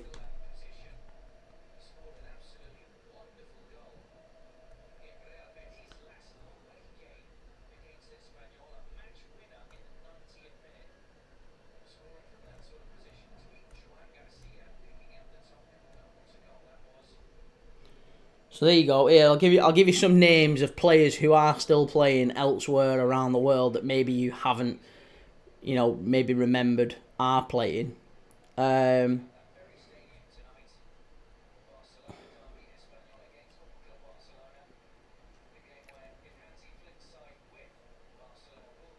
Carlos Bacca. Carlos Bacca, feels like ages ago he was one of the best strikers in Europe, wasn't he? Carlos Bacca. He's still playing. He's back in Colombia. Sergio Romero, ex-Man United. He's back in Argentina. Obviously Santi Cazorla, you're right. Yeah, he's still at Oviedo, isn't he?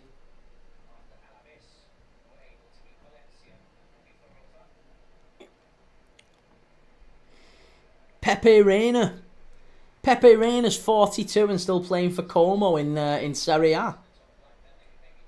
Arturo Vidal. Arturo Vidal. He's playing for Colo Colo in Chile.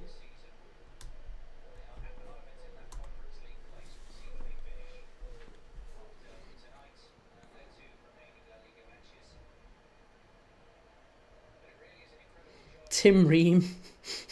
Tim Ream. Do you remember him for Fulham? Tim Ream's playing for Charlotte FC. And Jose Fonte as well. Jose Fonte is 41. He used to play in the Premier League for Southampton. Jose Fonte is he's 41. He's nearly 42, and he's playing for Casa Pia in the Portuguese Primeira Liga. Vidal, I think, is 38. I mean, Falcao's nearly 40. He's back in Colombia still playing, isn't he? He's playing for, is it Millonarios? I'm sure he's still playing for Millonarios. And Oscar Cardoso. Oscar Cardoso still playing at Libertad. He's at Libertad in Paraguay. Oscar Cardoso, if you remember, he scored at Anfield for Benfica in about 2007. 2006, 2007, maybe a touch later. Oscar Cardoso was once a very, very good player.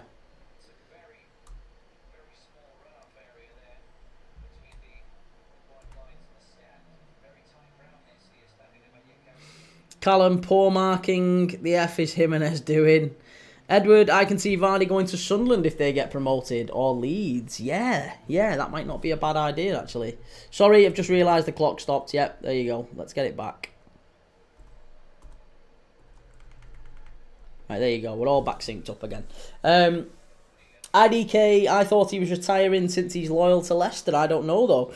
No, he's not retiring. He's decided that he's only going to play one more game for Leicester. Which is going to be this weekend's game, that game at the King Power. He's going to play that, and that will be his 500th game for Leicester City. Now he's currently deadlocked on 199 goals for Leicester. So he could finish. If he manages to get a goal this weekend, he will have 200 goals in 500 games for Leicester. Which is some going, isn't it? Some going, that. He's been a very, very consistent player for Leicester over the years.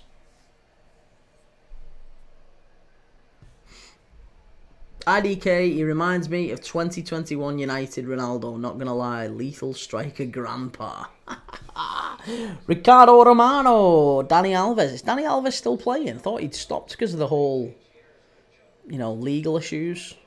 I didn't think he was still playing. Kieran Baines, time stop. Sorry, yeah, you're right. What else do we need to talk about? Lionel Messi, of course. Messi, I don't know if you've heard this, but Messi is going to be choosing his favourite ever goal, right? His favourite ever goal. Lionel Messi is going to be choosing his favourite ever goal, and it's going to be immortalised in an artwork, which they're then going to sell at a charity auction. But it's the first time he's actually said on record what his favourite goal is. So now there's a lot of speculation about, what exactly is it? What exactly is his favourite goal? What do we think Messi's favourite goal would be? Would it be one of the goals maybe in the World Cup final? Would it be, one of his unbelievable runs and finishes for Barcelona? Lots of those jinking runs that he scored. What's your favourite Messi goal? What would you say is the best Messi goal? So yeah, I'm intrigued to see what people think in that one. The one at Real Madrid is the obvious one, isn't it? The one at the Bernabeu. They just couldn't stop him at his peak. He was unbelievable. I really like the one against United at the Stadio Olimpico, the one where he kind of hangs in the air and just heads it back across the Van der Sar. Right, ball into the box, cleared away by by Betis, and here's Anthony on a one-man charge forward. IDK, Messi would pick his Puskas goal. Do you think so? Maybe it will be. Maybe it will be his Puskas goal. Maybe that's the one that everyone's expecting him to pick. But I don't know. It's not his best goal. It's not him saying what his best goal is. But it's him saying what his most enjoyable goal, or what the goal that he likes, his favourite goal. And they're gonna do a painting. I think some Turkish painter is going to do an immortalised, a picture of that goal, and then it's going to get sold. The artwork is going to get sold, and that's going to raise money for charity. So, very noble thing, but I just thought I would flag that again. Marwan, good to see you, Marwan. How you doing?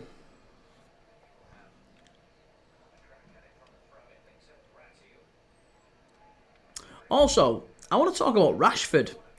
Marcus Rashford to Aston Villa. At least that seems to be the move, or the noise coming out of the press today, is that Marcus Rashford has said he is prioritising and prefers a move to Aston Villa. Do we think that Aston Villa are likely to sign Marcus Rashford based on the 40 million transfer value that Manchester United allegedly have for him, based on the £300,000 a week wages that he will probably be demanding, or he won't want to take a big cut on? He won't want to be taking a haircut on those sorts of wages. So, is he going to be asking for Manchester United to top them up? That's sometimes what happens in football. Sometimes Aston Villa will say, look, we can only afford to pay you 150. And United say, well, you've got a contract with us for £300,000 a week. What we'll do is accept 150 from Villa, and until the end of your Manchester United contract, we'll give you an extra £100,000 a week, or £75,000 a week. So you're still going to have a drop, but it's not going to be as much, and we'll give you a little bit of a payoff over the next few years. We'll still carry on paying your wages, even though you're not at Manchester United. That does sometimes happen. Marwan, I'm doing good. What about you? Yeah, good, mate. Really, really good. Thank you. Good to see you. Enjoying these games. It's a corner ball, and it's flicked away. Here's Fornals to put it back in. Good play by Betis. Really good play. There's a claim for the handball there. And he's give it. It's a free kick to Betis right on the edge of the area. Thought it was inside. No, just outside. Just outside that one.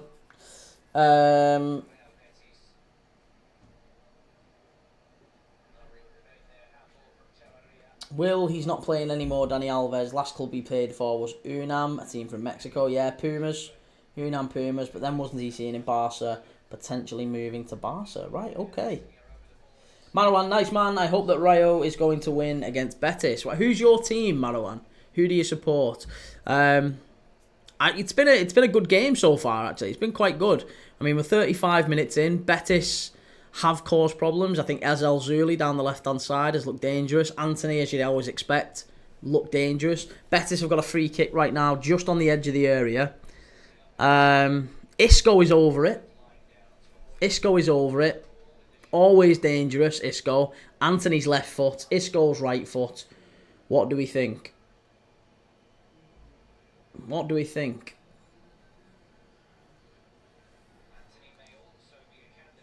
It's going to be Isco, isn't it, surely? Looks like a right footer, this. The ref blows. Isco. Over the bar. Corner ball.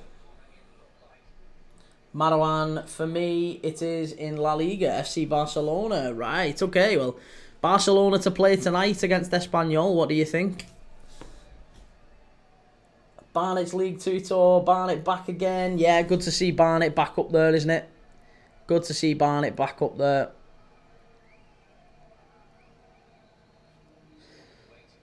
And obviously we've got Leyton Orient in the playoff final tonight. We've got Charlton and Wycombe to see who faces them. So yeah, League 1 playoff final is going to be probably Leyton Orient against either Charlton or Wycombe. And then we've got the League 2 playoff final to come, which could be Walsall, Chesterfield, AFC Wimbledon, or Notts County. Oh, unlucky there from Betis again. Just miles over the bar that time. Miles over the bar.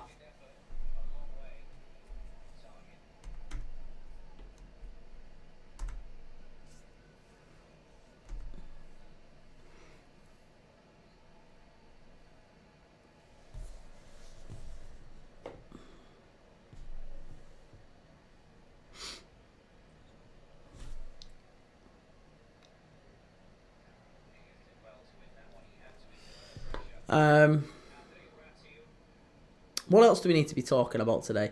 Ajax. I want to talk about Ajax. They've blown a 9-point lead at the top of the Eredivisie. They've absolutely killed it, haven't they? They were so comfortable, and then they threw it away against Groningen. Oh my God! What a save and what a goal that is! Is that going to stand? Oh my God! What a strike that was! What an absolute wonder strike that was from distance. And Vallecano are 1-0 up here. 1-0 up to Vallecano, assuming it stays and it is onside. We're going to check it. But it's a long distance. It's De Frutos who's got the goal. It's that player. And we said it before the game, didn't we? Will, you asked me who the danger man was going to be in this one, and I said De Frutos. It's a long distance shot. I don't know who it is who actually hits it. Who actually hits it? It's a shot from distance. Yeah, I think he is onside, you know. I think he is onside. It's about 40 yards out. He has a shot. And Adrian is off his line. He actually does get a touch to it, Adrian. He just gets a slight touch. Pushes it onto the crossbar. And the crossbar's rattling and shaking. The ball bounces down. And De Frutos is onside. He runs and heads it into an empty net. While Adrian is still trying to get up off the floor. But there you go. That's how quickly things can change. Vallecano, it looks like it's going to be onside. It has been given. Vallecano 1, Betis 0, and we're off. We are off in this game. Marwan, I think it will not be as easy as people maybe think. It will maybe 1-0 for Barcelona. By the way, sorry for my bad English. No, you've got exceptional English. Very good English. You've got better English than most of the people who come in this chat. So, Preston CC, name a football team to edit about. Sunderland. Yeah, do Sunderland. They're the last team that's been mentioned in the chat. I love my GF299. Sunderland, good chance of promotion. listen, they've got one game, 90 minutes to potentially get promotion. So yeah, always, of course.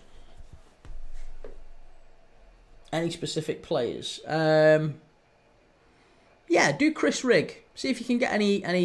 Chris Rigg's had a good season for Sunderland. He's only 17 years old. I think he's played really well. So yeah, Chris Rigg, Wonder Kid, the Sunderland Wonder Kid. Chris Rigg, go and have a look at him. Yeah, Ballard would be one too. Ballard has had a good season, but yeah, Chris Rigg, I think I really like. He very nearly scored when he came off the bench the other night, didn't he, as well?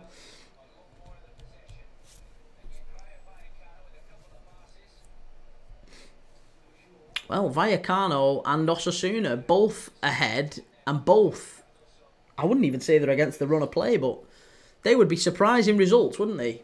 They would be very, very surprising results if Betis were to lose and Atleti were to lose. That'd be my bets down. IDK, clutch to me after this. Listen, we're going to need Anthony to do something to pull us out of the mud here, because as it stands, Vallecano are cruising to the win.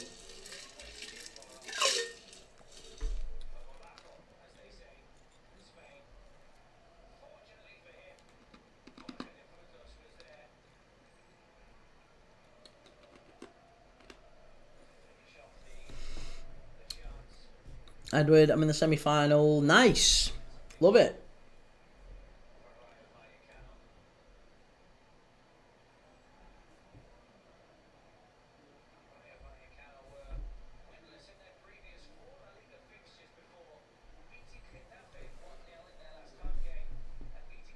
Is that Randy and Tekka?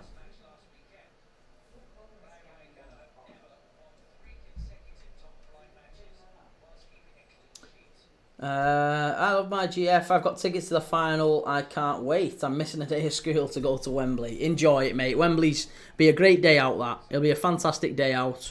The only problem will be it'll be a long old journey back up. I don't know if you're staying overnight or what, but it'll be a long old journey back up if you do not get the results that you're hoping for. So what I would advise is, because I've gone down to Wembley and had days where you do well and you win, and I've had days where you go down and you don't do well. So what I would say is just enjoy the day. Just enjoy the day, soak up the atmosphere and love the game. Doesn't matter what's going on. Hopefully you do get the result. But if you don't, just enjoy the day. Clark's Personalised Products, evening. Good to see you, mate. How you doing? Good to see you again.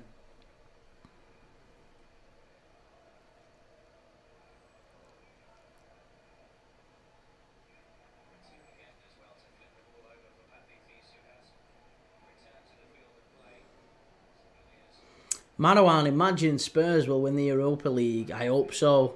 I really hope so, Marwan. That's what we're all rooting for here. That is what we're all rooting for. Spurs to win the Europa League. It'll be fantastic. Clark's Personalised Products. Did you enjoy the playoff match yesterday? I did. Yes, I did enjoy the playoff match yesterday. I thought it was really good. I thought Leyton Orient and Stockport at different points in the tie were probably a little bit unlucky.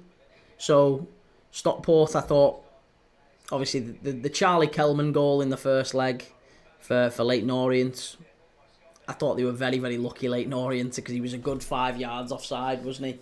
And Stockport then had a penalty given against them when they finally got back into it. So the first leg ended 2-2, and I thought Stockport fully deserved to win that one.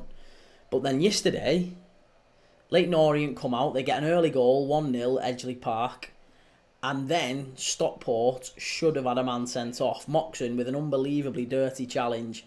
It was a bad challenge. If they had VAR in the League One playoffs, then I'm sure, I am almost certain that Moxon would have been sent off. And then at that point, a goal up and a man up, I think Leyton Orient would have won a lot more comfortably than they did. So the fact that it went to penalties, I think the right team went through in the end. Just. It was a very good game. Both teams hit the bar. There was chances, all that. It was a good game to watch. But I do think that Leyton Orient were the right team to go through, yeah.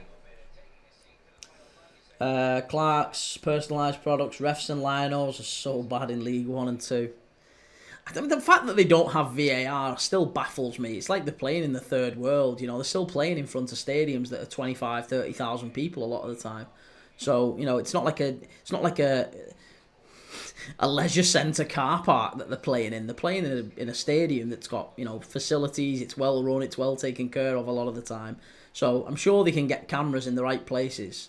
I'm sure you can get Christ. You could probably get cameras off TikTok Shop or Temu or whatever. You could probably buy all that sort of stuff, and run VAR off that. But it's madness to me that they don't have it in the lower leagues.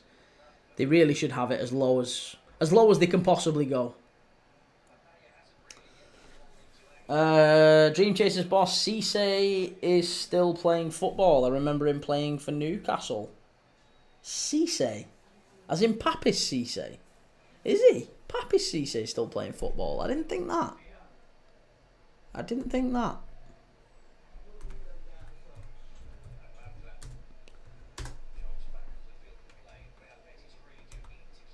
Oh yeah, he's playing in the United Arab Emirates third division. Christ, how old is he?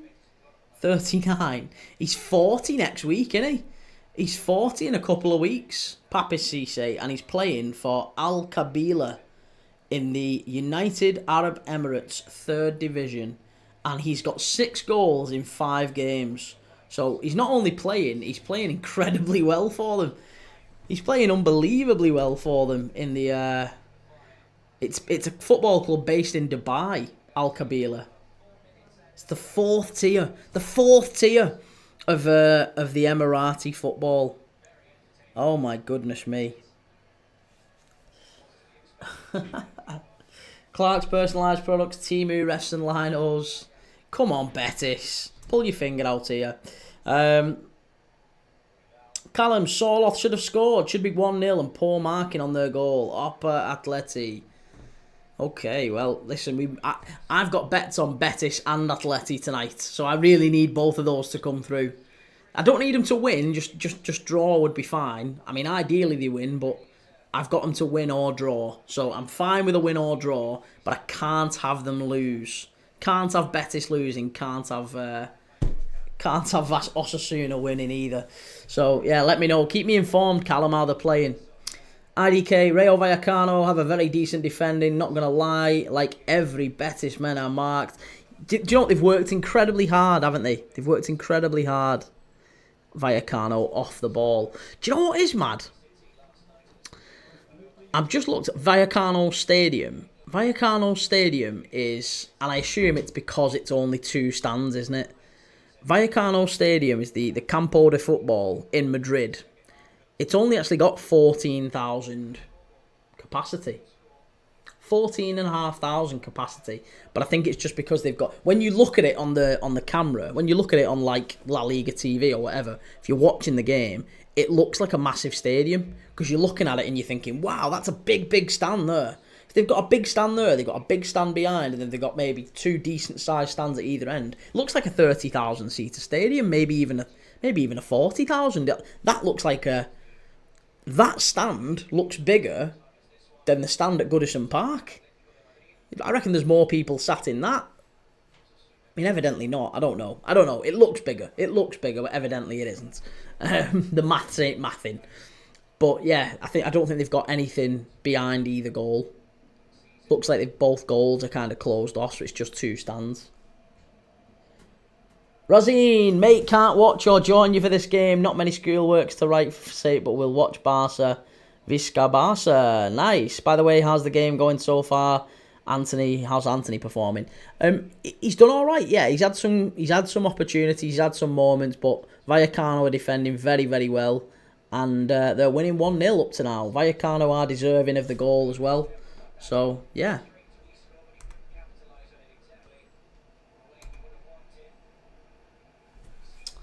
Right, 1 second.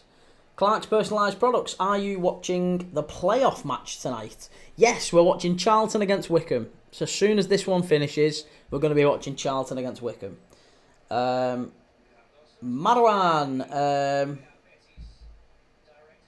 do you watch a lot of English football or more exotic leagues? I watch a little bit of I guess when you say exotic leagues, I mean, we watch La Liga, we watch the Bundesliga, we watch Liga, we watch Serie A, We've watched the SPL. We're watching the Club World Cup in June. We're going to be watching that. And obviously we watched the Premier League, the Championship, League 1, League 2. So yeah, we watch a bit of everything. And obviously the European games.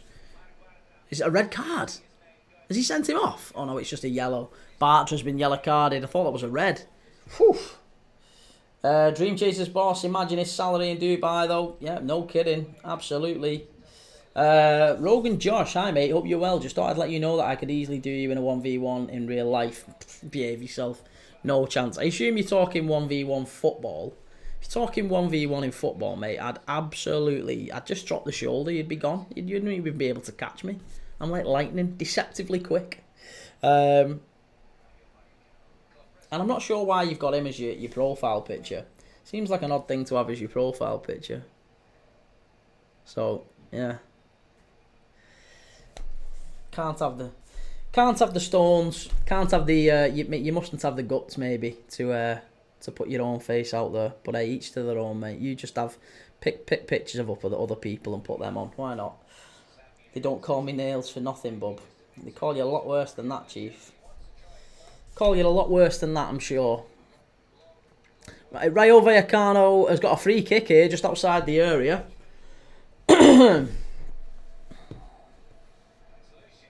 Oh, Lejeune, 2-0. Oh, it's like an absolute screamer. It's 2-0 Vallecano. Free kick from the edge of the area. And it's 2-0. Wow. Adrian got nowhere near that. Nowhere near that. It's his side of the goal as well. Florian Lejeune, he's absolutely smashed it. Nicolas Arnaud, yeah, we are, mate. We're watching Rayo against Betis, and they've just gone 2-0 up. And we're about to hit half-time here. Oh, there is a stand behind the goal. There's a stand behind that goal, not a stand behind the other one. Oh, goodness me. Nicolas Arnaud, two lovely clubs, probably my favourite in Spain. Yeah, I love Betis. I can't say I've got much experience of Rayo Vallecano. They're obviously the smaller club in Madrid. It's a great free kick, that though. Lejeune, I think Adrian, if you're covering that side of the net, you've got to do better there. That is your side. Oh, yeah, I think he's got to get to that, you know. He's got to get to that. But it's 2-0. It's a lovely free kick. Straight into the bottom corner from Lejeune. He went around the wall. He went around the wall on the side that Adrian was stood on. And it went. Right, there you go. We're at half-time now. Half-time. Rayo 2. Betis 0. Not good.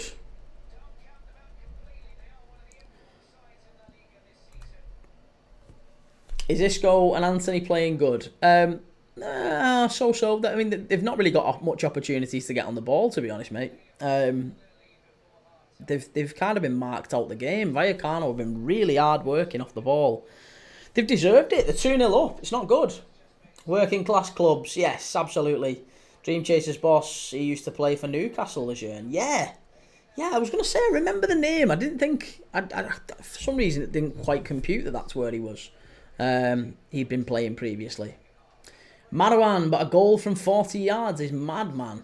Well, the first goal from Vallecano just smashed off the crossbar, bounced down, and De Frutos ran in and headed it in. It was kind of similar to, if you're a Liverpool fan, you'll remember this goal, but Liverpool in the Merseyside derby, Luis Garcia scored a goal where Fernando Morientes volleyed it from just past the halfway line, smashed off the crossbar, bounced down. Nigel Martin was stuck in the net, and Luis Garcia ran in and headed it in at the cop end. It was a lot like that, the first goal from Vallecano. IDK, they scored again. My goat is washed. Kieran Baines, I remember Lejeune played for Newcastle. There you go. Yes, someone else has just said that, mate. I think you... I just didn't... It didn't compute with me. I didn't pick it up. There you go. IDK, the stand does look massive, like a typical 30k. It does, doesn't it? It's not just me. I did think that stand looked huge. And if they've got another one of them behind, like as in where the camera is, and then there is a stand behind the left-hand side of the goal. There isn't on the right goal, but the left-hand side there is a stand. It's mad to think that ground is only like 14,000 people. Like Bournemouth's ground is bigger than that. If you look at the Vitality Stadium has more people than that. And I think that's like 17,000, isn't it, the Vitality? Lejeune played for Man City. Did he really? See, I'm missing... I was going to say, I didn't even think of that. Right, well, there you go. I mean, look, it's 2-0, half-time. 2-0 to Vallecano. Betis' Champions League dreams in tatters. I think if they lose this, it is pretty much confirmed that they can't get the Champions League, which in many ways actually might suit Betis, you know. I know that's a ridiculous thing to say, but what I'm getting at is Betis have got a Conference League final to think about against Chelsea, and they've got 2 more games after this one. 2 more La Liga games after this one, isn't it? So if they were to lose this one, then they could give up the fight against Villarreal, and they could probably just rest players going into that game against Chelsea, couldn't they? They could rest them. Whereas if they win tonight, if they were somehow to turn this round and make it 3-2, let's say, you'd have to look at it and go, oh, do you know what? They could win their last 2 games. They could win out and they could catch Villarreal and they could nab that 5th spot. They could have Champions League football at the Villamarin next season. They could have Manuel Pellegrini and Antony and all that. They could have Champions League football. That might be the difference between being able to keep Antony and having to let him go. So, you know, Betis, do they go all out for that? Or do they try and just accept Europa League football? They've already got Europa League football via the league. And if they win the Conference League, all they get is Europa League football. Of course, they'll have won a trophy, and that'll be lovely. But yeah, I don't know. What if you're a Betis fan? What would you prefer? For me, I'd be pushing. You wouldn't want to sacrifice the Conference League final, but you'd have to acknowledge that you're going into that one as strong sort of second favourites. You've got a chance. You've got a good chance of beating Chelsea, but Chelsea are favourites quite considerably. You wouldn't want to give up the fight so easily against Villarreal. If they win this tonight, they're only 3 points behind them. Nicholas Arno, not going to be easy for Chelsea either way. Betis has a quality squad, yeah. Dream Chasers boss, if they win the Conference League, do they get Europa League? They've already got Europa League, mate. They've already got Europa League. They're secured Europa League via their league position anyway. So it doesn't really matter. If they don't win the Conference League, they've still got it. They're fine. They don't need to win it for that purpose. I think if they win the Conference League, it's just for the prestige of winning the Conference League. So, which I'm sure they want to do, but you know, you can't just be giving up the opportunity when they've fought all season, Betis. They've played really, really well. They've got into a good position there in the league. They could still make Champions League football. They're on the tail of Villarreal, and Villarreal haven't looked all that great this season at certain times. So I wouldn't give that up so easily. Villarreal starts to play Barcelona as well, at Barcelona no less. So if they're only 3 points behind Villarreal maybe go and lose at Barca, and Barca lift the league title. So you'd think they would be doing well there. Yeah, I'd be looking at that and going, you've got to turn this round, Betis. This is your last chance here. Clark's personalised products. I'm looking forward to seeing Eli Junior Krupi at Bournemouth next season. Has he signed for them? I didn't know that. I've not seen that. Has he actually signed? Or is it just rumours doing the rounds? He's only 18 years old. There's nothing saying that he's... Oh, he has signed for Bournemouth. How have I missed that? Signed him in February for an undisclosed fee and he remained there. Okay. Oh my God. And he's got 23 goals in 32 games in League 2 this season, Krupi. Do you know what? That one's gone under the radar. I've heard the name Krupi before. Mainly from FIFA, if I'm dead honest with you. I haven't really seen him at Lorient. I don't know, but I've heard the name. And when you said, oh yeah, he's signed for Bournemouth, I thought to myself, oh, it's not a bad signing, based on... Because he was one of them, like, big potential at FIFA. That's the only way I know his name. He's not played in League One, at least as far as I'm aware. But he's still only 18 years old, isn't he? He's still only young, still only a baby. So yeah, that's really good. That's a good acquisition for Bournemouth. That's the sort of signing they should be making. Nicholas Arno, the money prize of winning the conference is as much as finishing bottom last in Champions League. Blimey. SLS 16, what are you watching? I am watching Rayo Vallecano against Betis in La Liga. And then after that, we're watching Charlton against Wickham in the Championship. In League One, sorry. In the League One playoff semi-final, second leg. So the winner of that plays Leyton Orient. Clark's personalised product's only 13 million too. Wow. Well, hey, there you go. Yeah, he plays for Lorient as well. Bournemouth also got a very promising player in Julio Soler. To be honest, those South Coast clubs seem to pick up. I mean, Brighton are the same, aren't they? Brighton, Bournemouth. They pick up really, really talented young players. They've got good recruitment strategy to go out and pick them up, and they seem to do really, really well. You know, Brighton, they've got a lot of players out on loan as well. Brighton, haven't they? And it feels like they've always got players coming back, you know, who've been out on loan, who have got like ability, I guess, who you know, you could look at and go, well, they could fit in. They could absolutely fit in next season. Like the amount of players, like let's say they lost, if they were to lose Baleba, like Baleba came from nowhere, didn't he? Right? Baleba came from absolutely nowhere. Nobody really knew all that much about him. They signed him from Lille, but he'd only played like a handful of games for Lille. I think is he 20 or 21 now? So he's only a baby. And he's come in and done wonderfully well for them. Same, you could say, it could be said with who was the other fella who went out on loan? It's doing me head in now.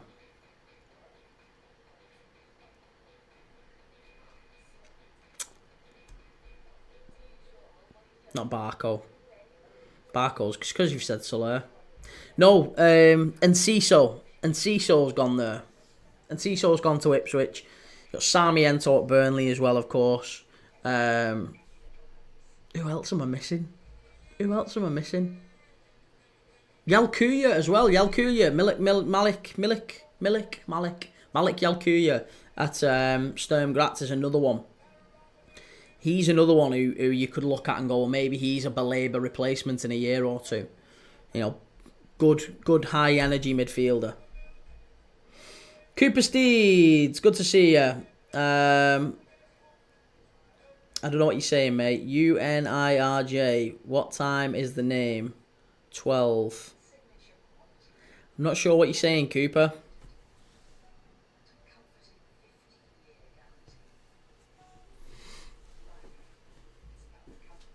Ben, what are you saying, Ben? Which left back would you opt for, presuming we have Frimpong on the right side? I like Hato. I think Gertrude is one I would look at. Yeah, Gertrude is one I would look at. I think just because of his ability to... And again, he's come through the Red Bull Academy. Not the Red Bull Academy, I guess. The Red Bull sort of... If you played for RB, one of the Red Bull clubs, they're generally quite good at scouting, right? So the fact that he's played for them suggests to me that they know what they're after. And obviously he played for Arne Slot at Feyenoord before that. But generally speaking, they don't sign bad players. RB Leipzig are very, very good at acquiring good, talented young players. He's a big lad as well. I think he's 6'2", 6'3", something like that. Quick, can play left back, can play centre back. I think he can even play on the right. But to me, that seems like a really smart signing. If we to go out and get maybe Gertrude and Frimpong, I would feel a lot better about the left-hand side. I'm not sure I would want... Because Andy Robertson I'd still have starting there anyway, so I'm not sure I would want Frimpong and Kirkes, for example.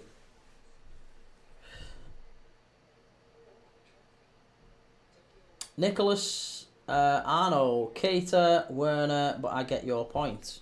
Hey, mate, Keita was brilliant. And so was Werner. So was Werner. Reece, you got some dirt showing in the back on your top right. That's no dirt right there, mate. That's top quality Parisian haute couture, whatever it's called. Kieran Baines, just random. Would you have Rice for Liverpool? Yes. Yeah, of course you would. I'd love Declan Rice at Liverpool. I like Declan Rice. Good player. Very good player. Yeah, I'd love to have Declan Rice at Liverpool, but I don't think he's ever going to come to Liverpool. I do think there might come a time, though, that he might... You know, he's left West Ham for trophies. He hasn't won a trophy. You know, I don't necessarily think Declan Rice left West Ham to be like a Harry Kane, like a Nearly man. So I'm sure there is going to come a time where he might actually get a little bit fed up and he might start to push a little bit more. He might decide, actually, my time's up. Like, for example, I would be very, very surprised if Declan Rice was to sign a new contract at Arsenal. When does his contract actually up? So he's, 26 right now, right? He's at least got another 2 or 3 years at the very, very top level. Declan Rice, contract expiry, 2028, right? He's got 3 years left on his deal. So his contract expires at 29. I think he'll have another 2 years at Arsenal, and if he doesn't win one of those major trophies, I think 2027, he gets sold by Arsenal. 2 more years they've got with him. 2 more years, and at 2028, with a year left on his contract, I reckon he goes somewhere else. Because he'll say to him, I'm not signing a new contract here. I've been here for, 4 years, 5 years by that point.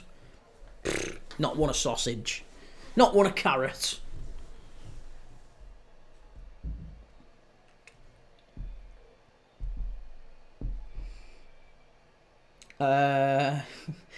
Keita was not a success at Liverpool. He was good briefly but couldn't stay fit. I think Keita was a success. I mean, if we had our time again, would we sign him? I don't know. But I also don't think I would say he was a flop. He came in and won absolutely everything at Liverpool. That's not a flop. Played a big part in a lot of games as well. So, yeah, I don't think for 1 second I would call him a flop. We're about to come out for the second half here now. Reece, well, you can't have him. Nicolas Arnaud, you should get a Marseille jersey instead of French Arsenal. I know, yeah, we probably will be changing the jerseys around. To be honest, I've got a lot more for the bottom rung of the shelf, but you just never really see them, the bottom rung of the shelf. So I've never really bothered to put the shirts out there. But I'm going to be changing the shirts at the end of this season. I'm putting 8 new ones out there. Or sorry, 8, 4, 8, 12. Whatever. Putting 10, 11 new shirts out. Ben, Rice abroad or Prem move? Rice abroad or Prem move? Probably a Prem move. I mean, it wouldn't surprise me if Rice looked at it and went, well, I'll go to a Madrid or a Barcelona. He could do, couldn't he? But, yeah, it wouldn't surprise me if he also said, well, he's not got no loyalty to Arsenal, has he? West Ham was his team. I mean, I think Chelsea was his team, actually, originally, but he went to West Ham. He's come through at West Ham, and he left West Ham to go and win big things at Arsenal. He hasn't done it thus far. Maybe he will. What I'm saying is, in 2 years' time, then there might be a time that he looks at it and goes, do you know what? I've given it a good go. We haven't won anything. Got a year left on my contract. I'm happy to go. Yeah, I'm happy to go. What's your Palin? Liverpool had a really big win rate when Keita played. There you go. Ben Twist Key, you must be the only Liverpool fan I've ever heard say Keita was a success. You're not speaking to enough Liverpool fans, mate. That's the problem. Reece, you should have an Arsenal shirt, front and centre. I'll get the Arsenal shirt out. We'll put the Arsenal shirt out for a little bit next year. I've got a yellow and blue one. The yellow and blue Arshavin one. Kieran Baines, didn't Declan win a trophy for West Ham, the Conference League? Yeah, he won the Conference League with them. So he's won more with West Ham than he has with Arsenal. And maybe that'll be the case over the next 2 years as well. You never know. Edward, have you got a Celtic top? No, I have got a Rangers top, though. Nicolas Arnaud, don't forget you need to get a Leyton Orient one once they get promoted. Only if they get promoted. Jake Curtin, evening everyone. Good to see you, Jake. Really good to see you. Roddy One, goalkeeper. Your opinions on Liverpool fans booing Trent? Absolutely deserved. Yeah, justified. Totally right that we booed him. He's a rat. He wiped his arse on the shirt. He lied to the club. He's continued to lie to the club, the fans, all along. He's manipulated the situation for his own benefit and not cared one jot about, the team that he's supported all his life, apparently. He's just tried to get the best deal for him at every single opportunity, and to hell with Liverpool. So for me, I think for a club that has looked after you, it's not just about him looking after the club and playing well. He has done a lot for the club. Club's done an awful lot for him and his family as well. Made him a millionaire, give him a lot of support, a lot of training, made his life this wonderful thing that he's got as well. So for me, I think he owed the club a lot more respect than he showed it, and the fans. And he's basically wiped his arse with the shirt. So on your bike, Trent. Ben Rice at City when Rodri goes, possibly. Maybe, yeah, maybe. Roddy, 1 second, I bet it. But when Jabio and Tar left their club, the fans cheer them on. It's not the same. It's not the same. Roddy One, goalkeeper. Any Benfica top? No, I haven't. Sobby Lobby, who you got in the final? Spurs. I've got in the Europa final. I'm hoping Betis in the Conference League final, but I think Chelsea. And I am hoping... No, I think PSG will win. PSG will beat Inter. I think Chelsea will beat Betis, but I hope Betis win. And I think that Spurs will beat United. Yeah. Hi, how you doing? Good to see you. Will, young player of the season nominees are going to be tight. For me, it's between Heisen and Gravenberg. I think you're right, mate. Yeah, absolutely. Jake, don't forget you bet me if Toon get Champions League, you'd put a Toon top behind next season. Okay, we'll do that then as well. We'll get a Newcastle top. IDK, whoa, Anthony's extra quick now. He's definitely come out the second half fighting here, hasn't he? I've just realised we've not got the clock going. Come on. Had an absolute shocker there. 2.5 minutes into the second half. We've not even started the scoreboard going.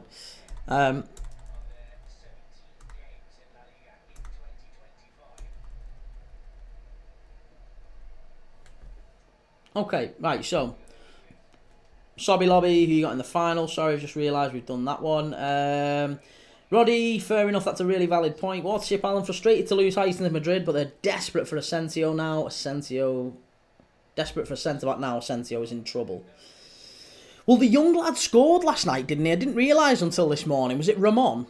The other centre-back that they brought in, the other young centre-back they brought in from Castilla. He scored the winner yesterday, didn't he? It was like 95th, 96th minute winner.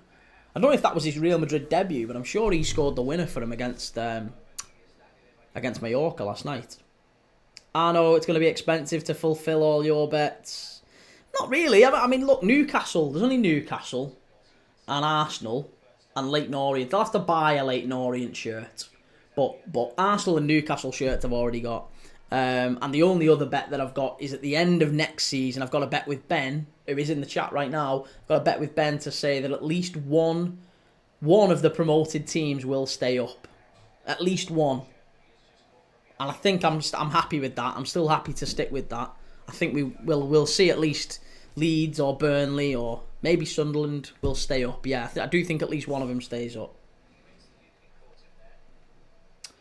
Dream Chasers boss, what's happened with Asensio?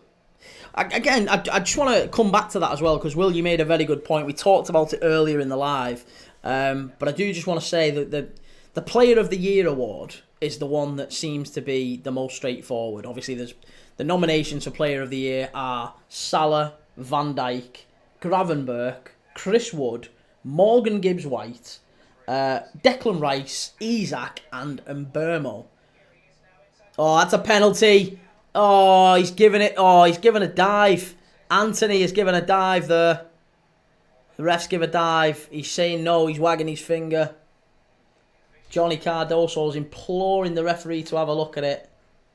Oh, that's a dive. That is a clear dive from Anthony. That's really poor. That is a dive. It's exceptional play by Anthony to get away from the fullback there, and he gets into the area. It's a total dive. It's an absolutely outrageous dive. I know, hopefully is Leeds or Sunderland if they go up. Yeah. Yeah. To be honest, I don't really mind who, but I do think at least one of them does. I'd like us to dispel this myth that that championship teams just keep coming up and going down, and it's a ridiculous thing. It doesn't happen. Right, Betis are in here from distance. Cucho, it's 2-1. It's 2-1 Betis. Well, 2-1 Vallecano, but Betis are back in it. Betis are back in it. Cucho Hernandez driving forward, gets to the edge of the area, has a shot low down to the near post. Great goal, that one. Fabulous goal. Good finish from Cucho Hernandez. Dylan, how you doing? Oh, sent you a gift. Thanks, Dylan. Cheers for that. Thanks very much, mate. I really appreciate it. That was a brilliant piece of play by Cucho, actually. That was a fabulous piece of play. On the halfway line, great turn. Gets to the edge of the area. He's got 4 Vallecano defenders around him. And he just drops the shoulder and knocks it into that near corner, that near post. That's a really good goal. Just a little side foot finish, low down. Keeper can't get down in time. There you go. Will are Betis based in Madrid? No, they're based in Seville, mate. Based in Seville. My favourite city in the world. Yeah, beautiful place as well.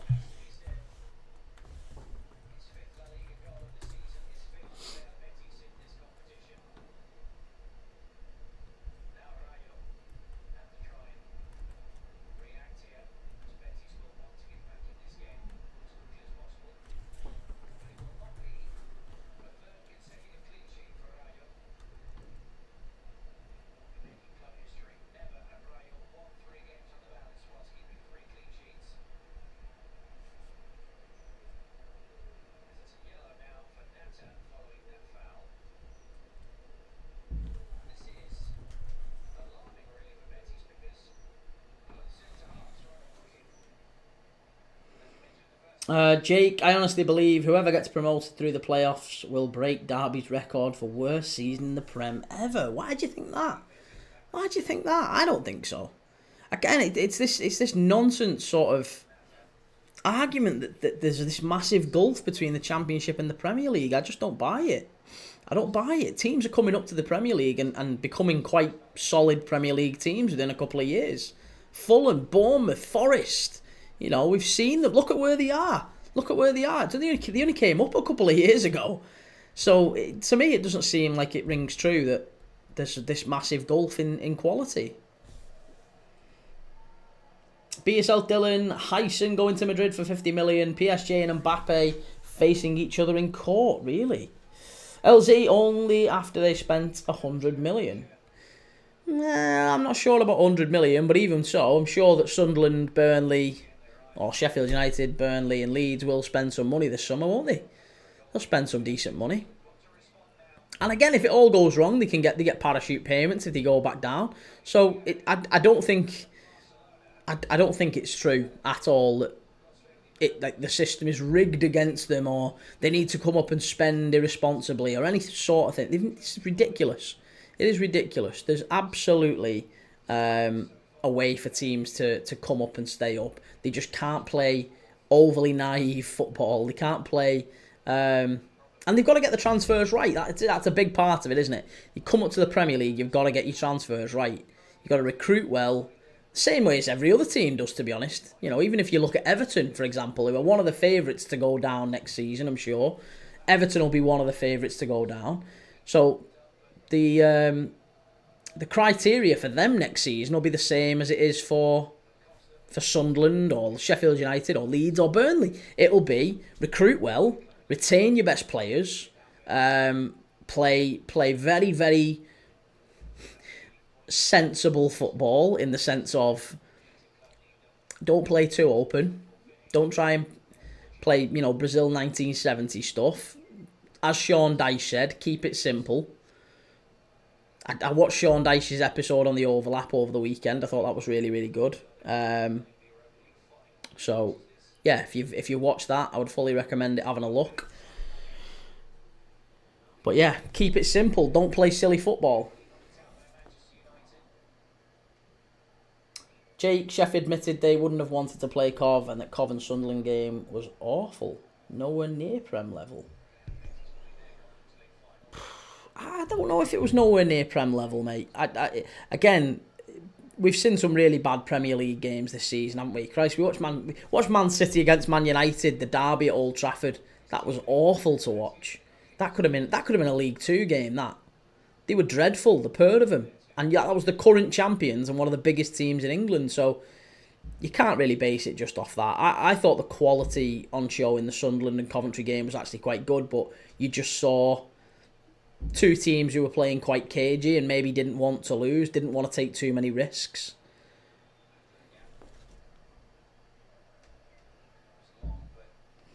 Cup Fan Hula, bro, just sits and watches games he's got bets on.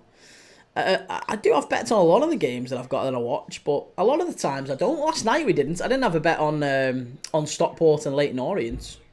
And I haven't got a bet, funnily enough, on Charlton and Wickham either. We're watching that one next. But, yeah, a lot of them I do. A lot of them that we're watching I do have bets on.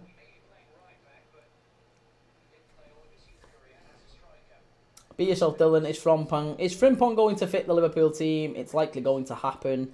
I'm not sure, Dylan. No, I'm not sure it is going to be a good fit unless Liverpool do something different on the left-hand side. If we sign Frimpong and Kirkes, I am worried. I am a little bit worried. I think we need to plan a little bit differently and be a bit smarter with our recruitment on the left-hand side.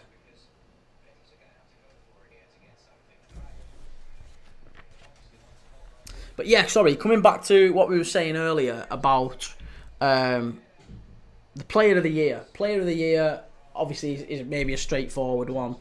Salah's going to win that, isn't it, right? You've got Salah, Van Dijk, Gravenberch, Wood, Morgan Gibbs-White,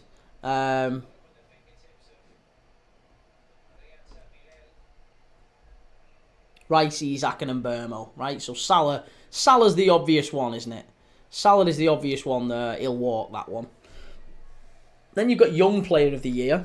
Young Player of the Year is Gravenberch, Saliba, Delap, Palmer, Hyson, Pedro and Rodgers. So who would we say for Young Player of the Year, in your opinion? Obviously, Gravenberch's been voted for both of them, hasn't he? Been voted for your Player of the Year and Young Player of the Year. So who would be your vote for Young Player of the Year? For me, I would argue Gravenberch's a solid choice. No, he's been a regular starter in Liverpool's midfield. That's a pen. That's a pen. And it is. It's a penalty to Betis. It's a penalty to Betis. There you go. That's what we wanted. That is what we wanted. It's Lejeune as well. Lejeune who scored the free kick. It's a penalty to Betis. Right, we just need Osasuna now. We just need Osasuna. IDK, ref didn't waste a second there. It was obvious. It was, wasn't it? Yeah. Is it Ezal Zuli gets down the left-hand side and then it comes back to Cuccio. Oh, yeah. Oh, no, it is Ezal Zuli. It's Ezal Zuli and he just opens his body up. Lejeune slides in. Oh, he clips his standing foot. It's soft. It's soft, but there's definite contact and it is a penalty. There's nothing wrong with that. Who'll take it for Betis? I would imagine it'll be Isco. It might be Cuccio, but I would imagine it'll be Isco.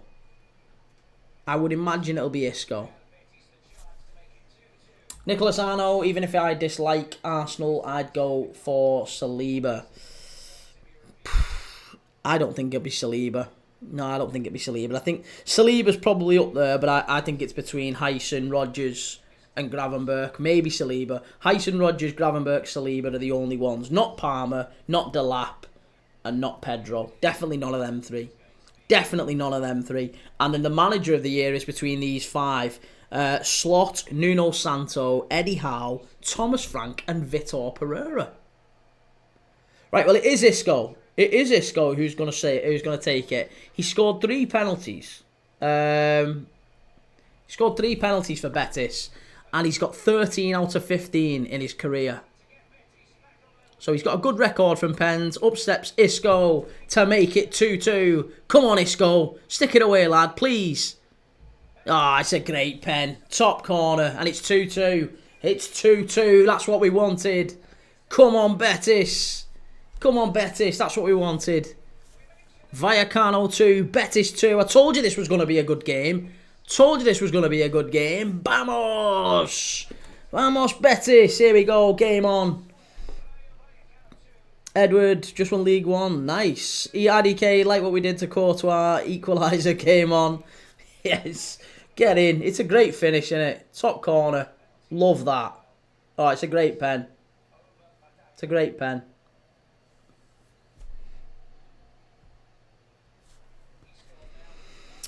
So yeah, I think manager of the year you'd have to say is going to be Nuno Santo, surely. Nuno Santo. I would imagine it's going to be Nuno Santo.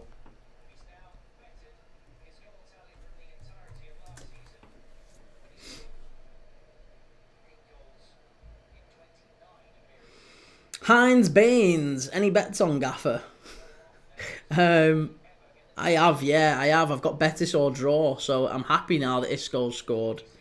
Yeah, I'm happy that Isco's actually scored it.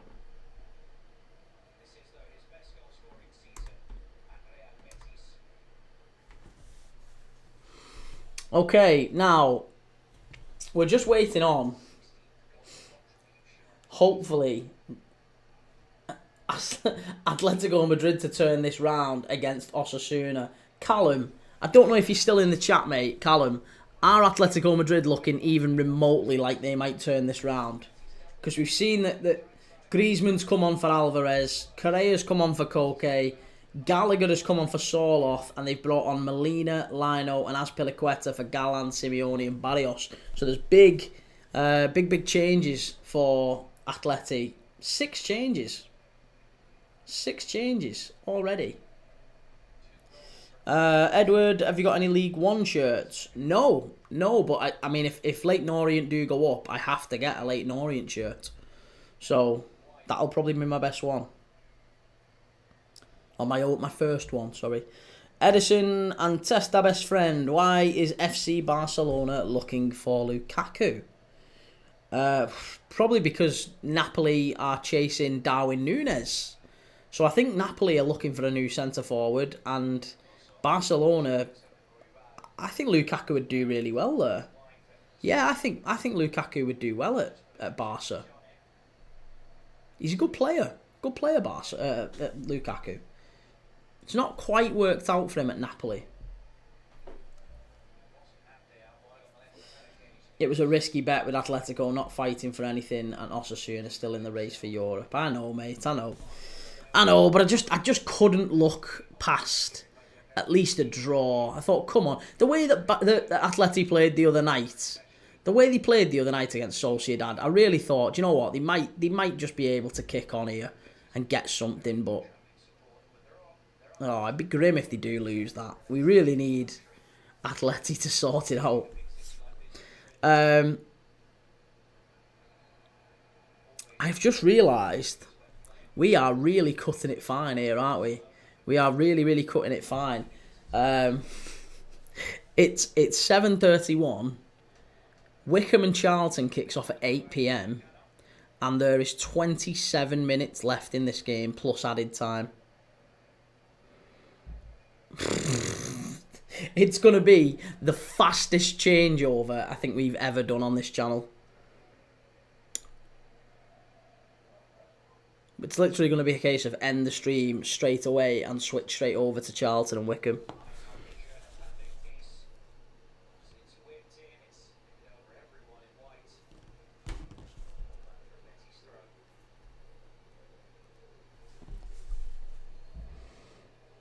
I know, Sociedad is dreadful this season. They got beaten badly by United too. Wouldn't put my money on them either. Well, I have actually done that as well. I've done that rather stupidly. I've put Sociedad to get Sociedad or draw, or rather Sociedad draw no bet against Girona next weekend. I've stayed away from pretty much every Premier League game.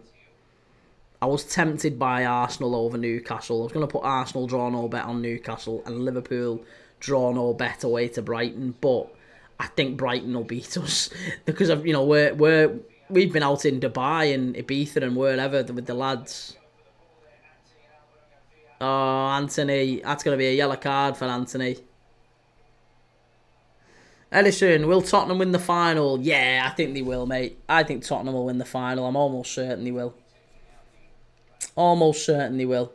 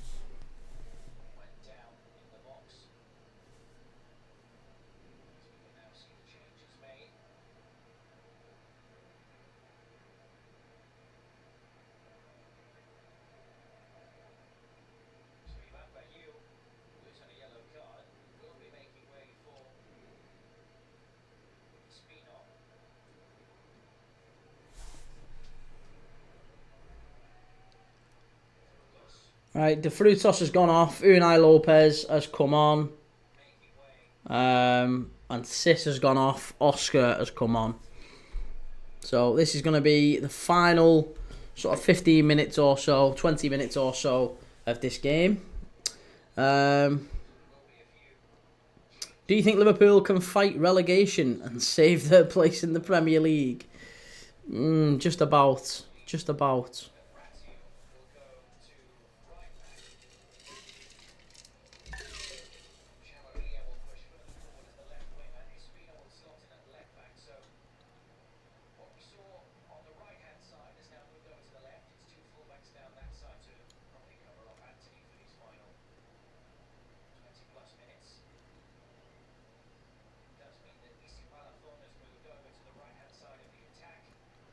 Oh, that's a great ball. That's a great ball over to Anthony on the far side.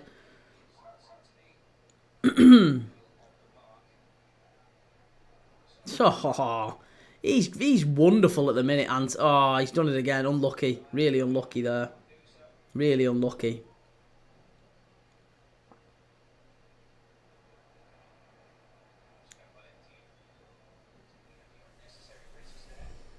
Where is Oscar playing now? The guy who played for Chelsea, or is he not playing anymore? I think he has retired. I'm sure he has.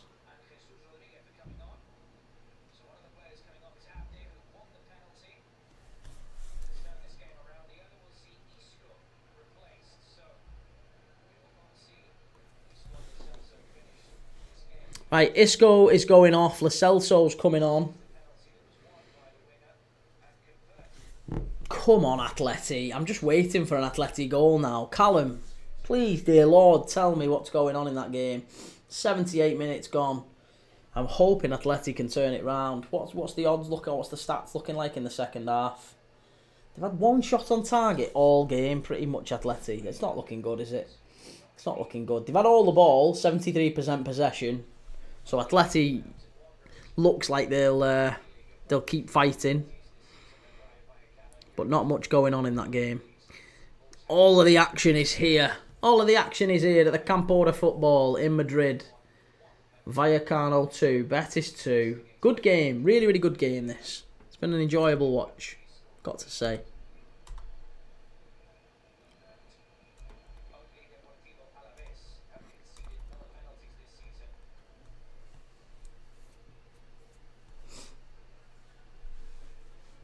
There's Alzuli. Smart, that training top, innit? Love that. The green Betis training top. It's quite nice.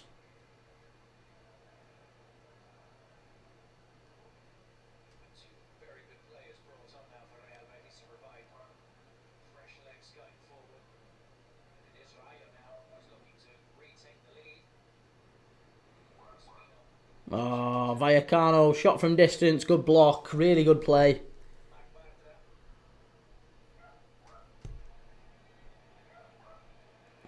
Adrian just getting it anywhere, hoofs it up the pitch. I'm not sure we'll see many more chances now in this game. It feels like Betis are just slowing down. All the changes have kind of affected the game in a negative way. Doesn't feel like there's any huge opportunities there. Oh no, what a great pass there. That's handball, no. Chance here, Anthony, oh, just wide. Oh, Anthony literally inches wide of the far post. So close there for Betis to make it 3-2. That would have been a big goal for Betis. Very big goal. Good defending by Lejeune, and it's I think it was Johnny Cardoso that knocked it in to Anthony, and he just opens his body up, little volley, smashes it across the keeper, across the face of goal, and unlucky there, really unlucky. Kieran Baines, the Celso was good at Tottenham, yeah. He was, wasn't he? He was all right. I mean, it wasn't. I wouldn't say he was a successful signing, but he did all right, didn't he? He's a good player. Addy K missed. Clarkson Cranes need 1 goal in the Madrid game. Come on, cheer. Yeah, well, I'm not watching the Madrid game, mate, but I do think that Madrid are still pushing. They're still pushing forward. There's 10 minutes left. Still pushing forward. There's still a chance for them. There's still a chance.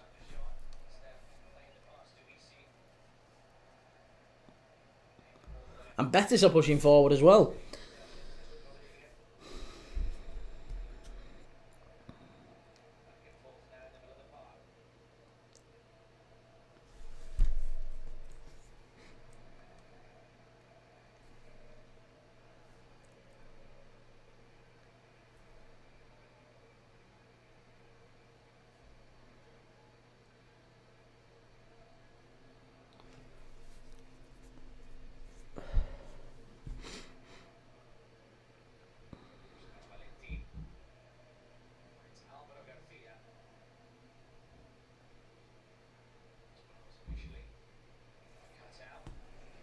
Oh, Osasuna have scored, mate. Osasuna 2. Oh, unlucky. There you go. Vallecano's just had a great save there. But that's Osasuna 2. Atletico Madrid 0. And that one, that might be that for Atleti. That might be that. Gotta say, not good. Not good at all.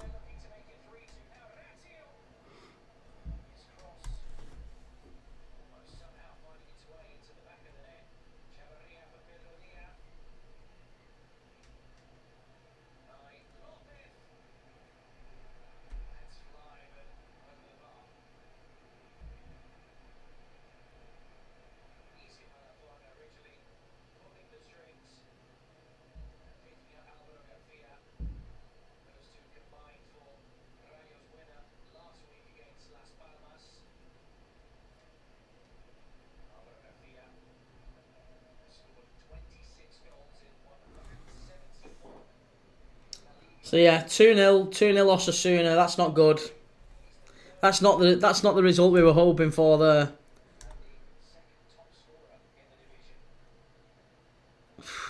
Fuck's sake, on holiday mode here. IDK, things don't look good for Betis right now either. Yeah, I was going to say Vallecano are pushing forward, and Natan is having to do lots of defending for Betis at the minute. Clarkson Cranes, I got my goal. Oh, you just needed a goal for anyone. All right, okay. Well, that's not too bad then, is it? That's not too bad. Callum taking off Soloff was a bad decision. Very poor. Can't bring on Correa and Griezmann at the same time nowadays. Oh, good save again from Adrian. Shot from the edge of the area from Vallecano. And Anthony having to do some defending here now. Really good play from him getting it up the pitch. But it was that man, Budimir, Budimir, who scored in the game for Osasuna against Betis the other day. Has now scored again in the game against Atletico Madrid. He's had a very good season, Budimir. IDK, Isco's absence affects them a lot. Yeah, there's no one really getting in those positions that Isco take. Oh, that's poor. That's really poor from Betis. Really, really poor. Godden and Kone, 2 shots on target, and BTTS 20-1. Okay. Okay.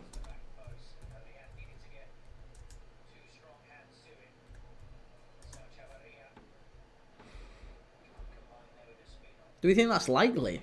I mean, I imagine so because you've put the bet on. But yeah, Matt Godden to get one, I can imagine. I'm not sure about Kone. And BTTS, yeah.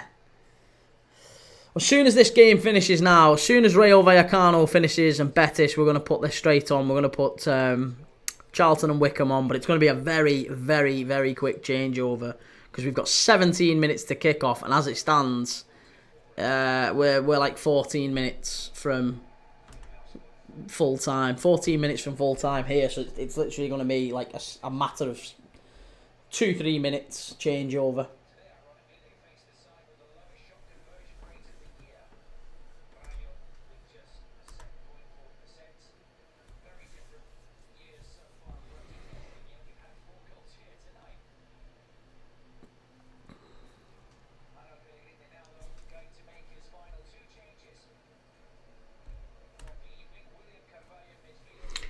Right, William Carvalho coming on. Is that Cucho coming off? Yeah, Cucho's coming off. And Bakambu coming on. Cedric Bakambu. Corney's got 18 in the league this season. It's worth a fiver of anyone's money. Okay, Brano. I'll take that under advisement. I might actually take you up on that, you know, mate. Okay. BTTS, I think, is not a bad shout. Oh, good save there from Adrian. IDK Bakambu in. I believe in him. Well, Adrian's thrown it out to Carvalho here.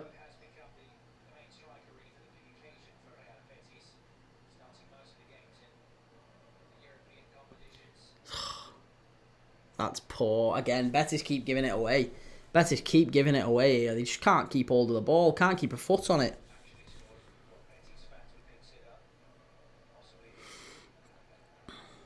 Just a quick reminder as well, for anyone who is on TikTok who's planning to stay with us tonight.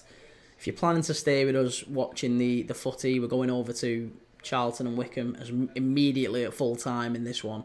If you're planning to stay with us, please consider supporting the channel by going watching on YouTube. It does make a big, big difference to us. Might not make much of a difference to you, but if you're planning on sticking with us anyway, it would make a massive difference if you watched the game. If you watched it on YouTube, it helps. It does help. No pressure, of course. If you want to stick on TikTok, that's great too. Happy with you on TikTok. But it certainly would help the channel, and it costs you absolutely nothing. It's a way of supporting us without actually supporting us, I guess. Keep your money in your pocket, but consider going watching and subscribing on YouTube. It does make a massive difference to us.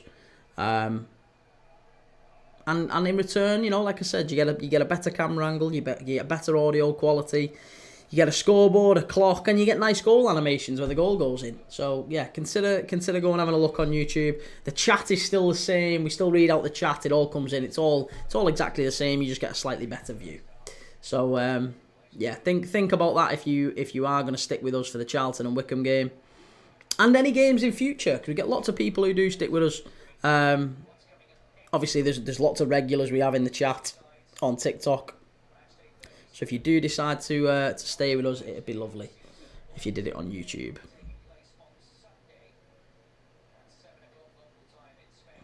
Legia Warsaw have scored in the Polish league against Widzew Lodz. Morishita. Servette 1, Lugano 1 in the Swiss league. Okay. Just in case anyone's got any obscure bets going on. This is Obscure Bet City on this channel. We keep you informed on all the games. 10 minutes left here. Plus injury time. And there's 12.5 minutes to kick off in the Charlton-Wickham game. I am not going to have a moment to turn this around. So I'm going to have to be like lightning quick. I'm going to have to end the live super quick on the... As soon as the game is finished here, it's going to be like full-blown whistle. Right, I'll see you over there. Bye. That's going to have to be that rude. It's going to be super, super rude. IDK, May 18th. This will be a disaster for Betis. Like, not going to lie, I'm scared of Mbappe when he's behind Betis' defence, but Atleti as a team scares me more. Well, we'll see. We'll see. That will be a good one to watch, won't it? Here's Vallecano driving forward. Oh, just wide. Just wide. Is it a corner? Is it a goal kick? What's he give? What's he give? He's give a goal kick. He's give a goal kick.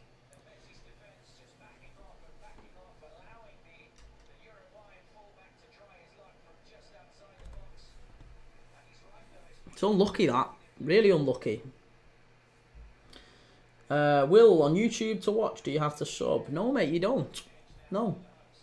But to sub costs nothing. You just have to have an account on YouTube.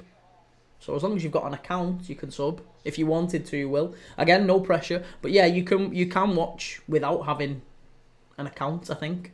But it doesn't. Again, it takes 2 minutes. It takes 2 minutes to create an account on there, I believe.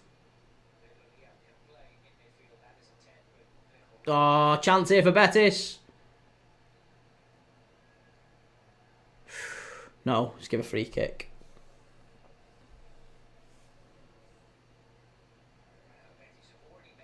Yeah, that probably was a free kick, actually.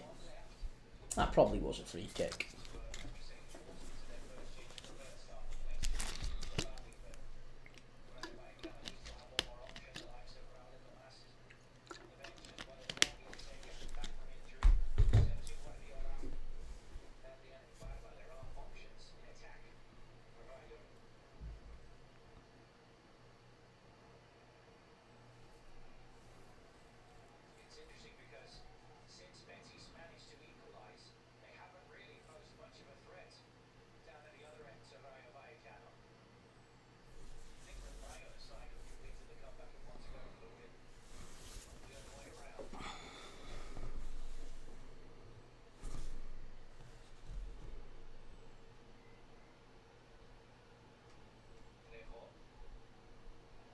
Vallecano on the left-hand side here, probing. It's all Vallecano here in the last 10 minutes, isn't it? It's all Rayo Vallecano really pushing forward.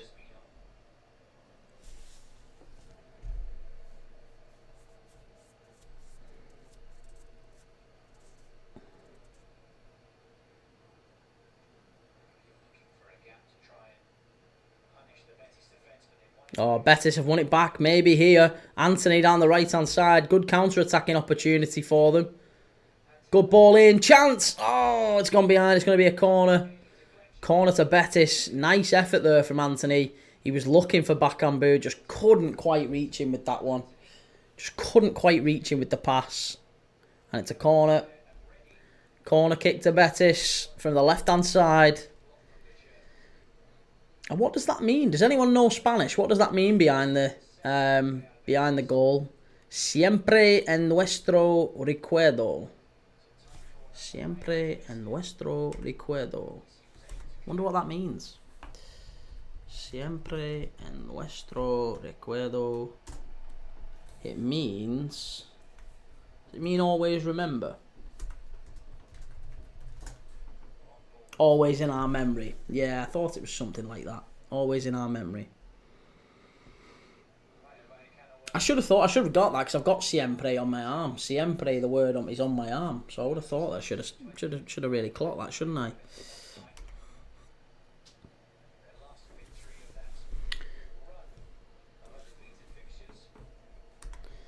Right, let's keep an eye out quick just while we're waiting for this one to finish. Let's keep an eye out for Charlton and Wycombe, right? Charlton and Wycombe, League One lineups, right? Let's go through the lineups. Mannion in goal, Ramsey right back, Jones, Gillespie, Edwards, Coventry and Doherty sitting, Small, Gilbert and Campbell, and then Matty Godden up front.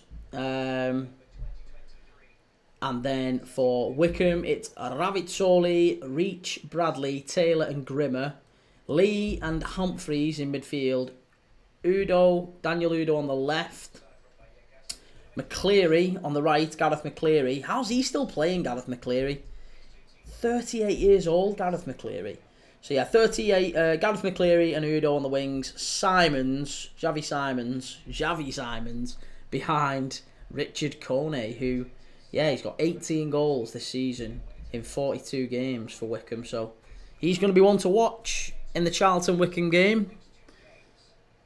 But is there a goal still left in this one? Betis and Vallecano, still 2-2. These two, very difficult to separate tonight. I think Betis, it's probably a fair result, isn't it, to be honest? 2-2 seems like a fair result between these two. They've both really committed men forward. They've both tried. Adrian's making some big saves. And Betis have looked a lot better in the second half. Given they were 2-0 down, they've done well to fight back and get it back to 2-2. Alfie, have you seen Liverpool are interested in Nkunku? No, I don't believe that for a second. I'd be astonished if Liverpool are interested in Nkunku. I would be absolutely astonished. Doesn't make a lot of sense to me.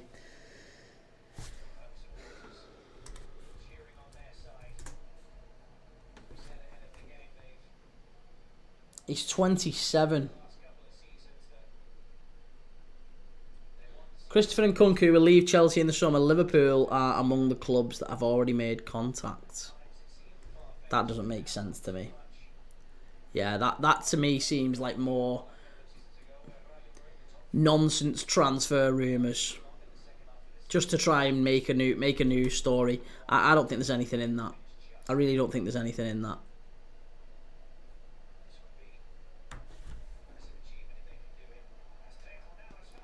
Oh, it's Vallecano, chance. Oh, good save by Adrian.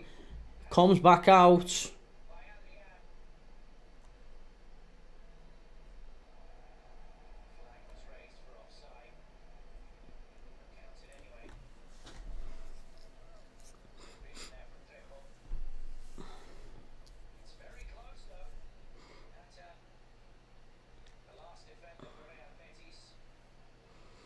Right, we've got 5 minutes. It's another big save by Adrian. I know, mate. I know, it's so bad. It's been such a roller coaster game, and they've got a free kick again, Vallecano. It's been such a roller coaster game, this one. I knew it'd be a good one. I knew it'd be a good watch.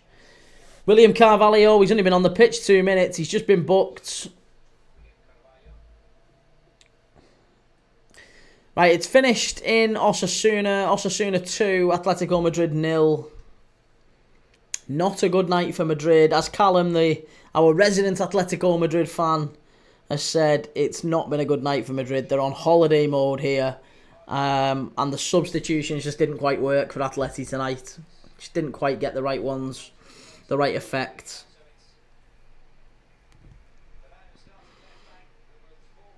Right, Vallecano substitutions yet again. Come on, we need to get the game going. Chavarria's gone off and Guardiola is coming on. He's got to be related to Pep. He looks a lot like Pep. Surely he's related to Pep. Let's have a look here. He looks so much like Pep, who's just come on. Like you wouldn't believe.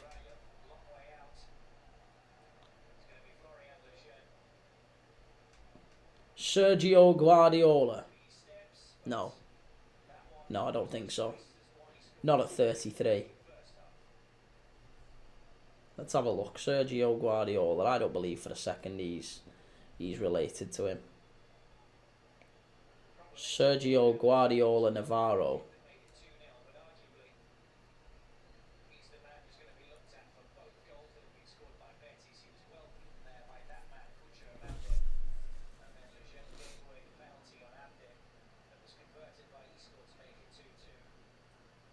Yeah, no, he is no relation.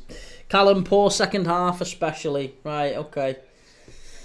Well, there you go. Atleti just finishing the season as we maybe expected him to not quite. It's just fizzling out, isn't it? It is just fizzling out. IDK Cucho looks so destroyed. Carvalho came in to just get a yellow card. Alfie, what do you think Liverpool need to improve in the summer? Probably quite a lot of things, Alfie. Yeah, I think there's a few areas of the pitch I think we need to look at. I think we need to look at midfield. And I think we need to get better options on our sort of centre forward and maybe our centre back options as well. So I'd maybe like Liverpool in an ideal world to sign assuming with this forget Frimpong, I'd like us to sign a right back, a left back, a centre back, a centre mid, a left winger and a centre forward. As a bare minimum, I think Liverpool need about 6 or 7 signings. Very good signings as well. So that's what I would expect to happen. Callum will win on Sunday, definitely. Yeah, Atleti against Betis, isn't it? That's a big one. That's another big one coming up. Jaden Thompson, hi Jaden, how you doing? We are literally just about to end the stream, right? We are just about to end the stream. So, again, I'm just going to implore you on TikTok. We are live on YouTube. If you want to support the channel, please get over and support us on YouTube, please. If you're considering watching the rest of this live, the rest of this watch along with us, there's Charlton and Wycombe that we're going to put on straight after this game.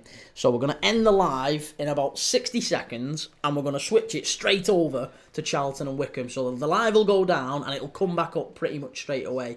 So when that happens, if you're going to stick with us, and you're going to watch the Charlton Wycombe watch along, and you want to support the channel, it'd make a massive, massive difference to me if you could, no pressure, if you could go and watch it on YouTube, if you could subscribe and you like and you follow and you watch it on there, it makes a massive difference to us. It really, really does. But again, no pressure, absolutely no pressure at all. If it's lovely either way if you still want to stick around and watch it with us, no matter where you are. Will, when the transfer window opens, you reckon Frimpong will be very close? I think it'll be done before then, mate. It'll be formally signed and sealed when the transfer window opens, but it'll be done before then. It's done long before then. It'll probably be done in the next couple of days, that one. Right, I'm going to end the live. Because this one is done. It is done. We're done and dusted here, and we've got to get going for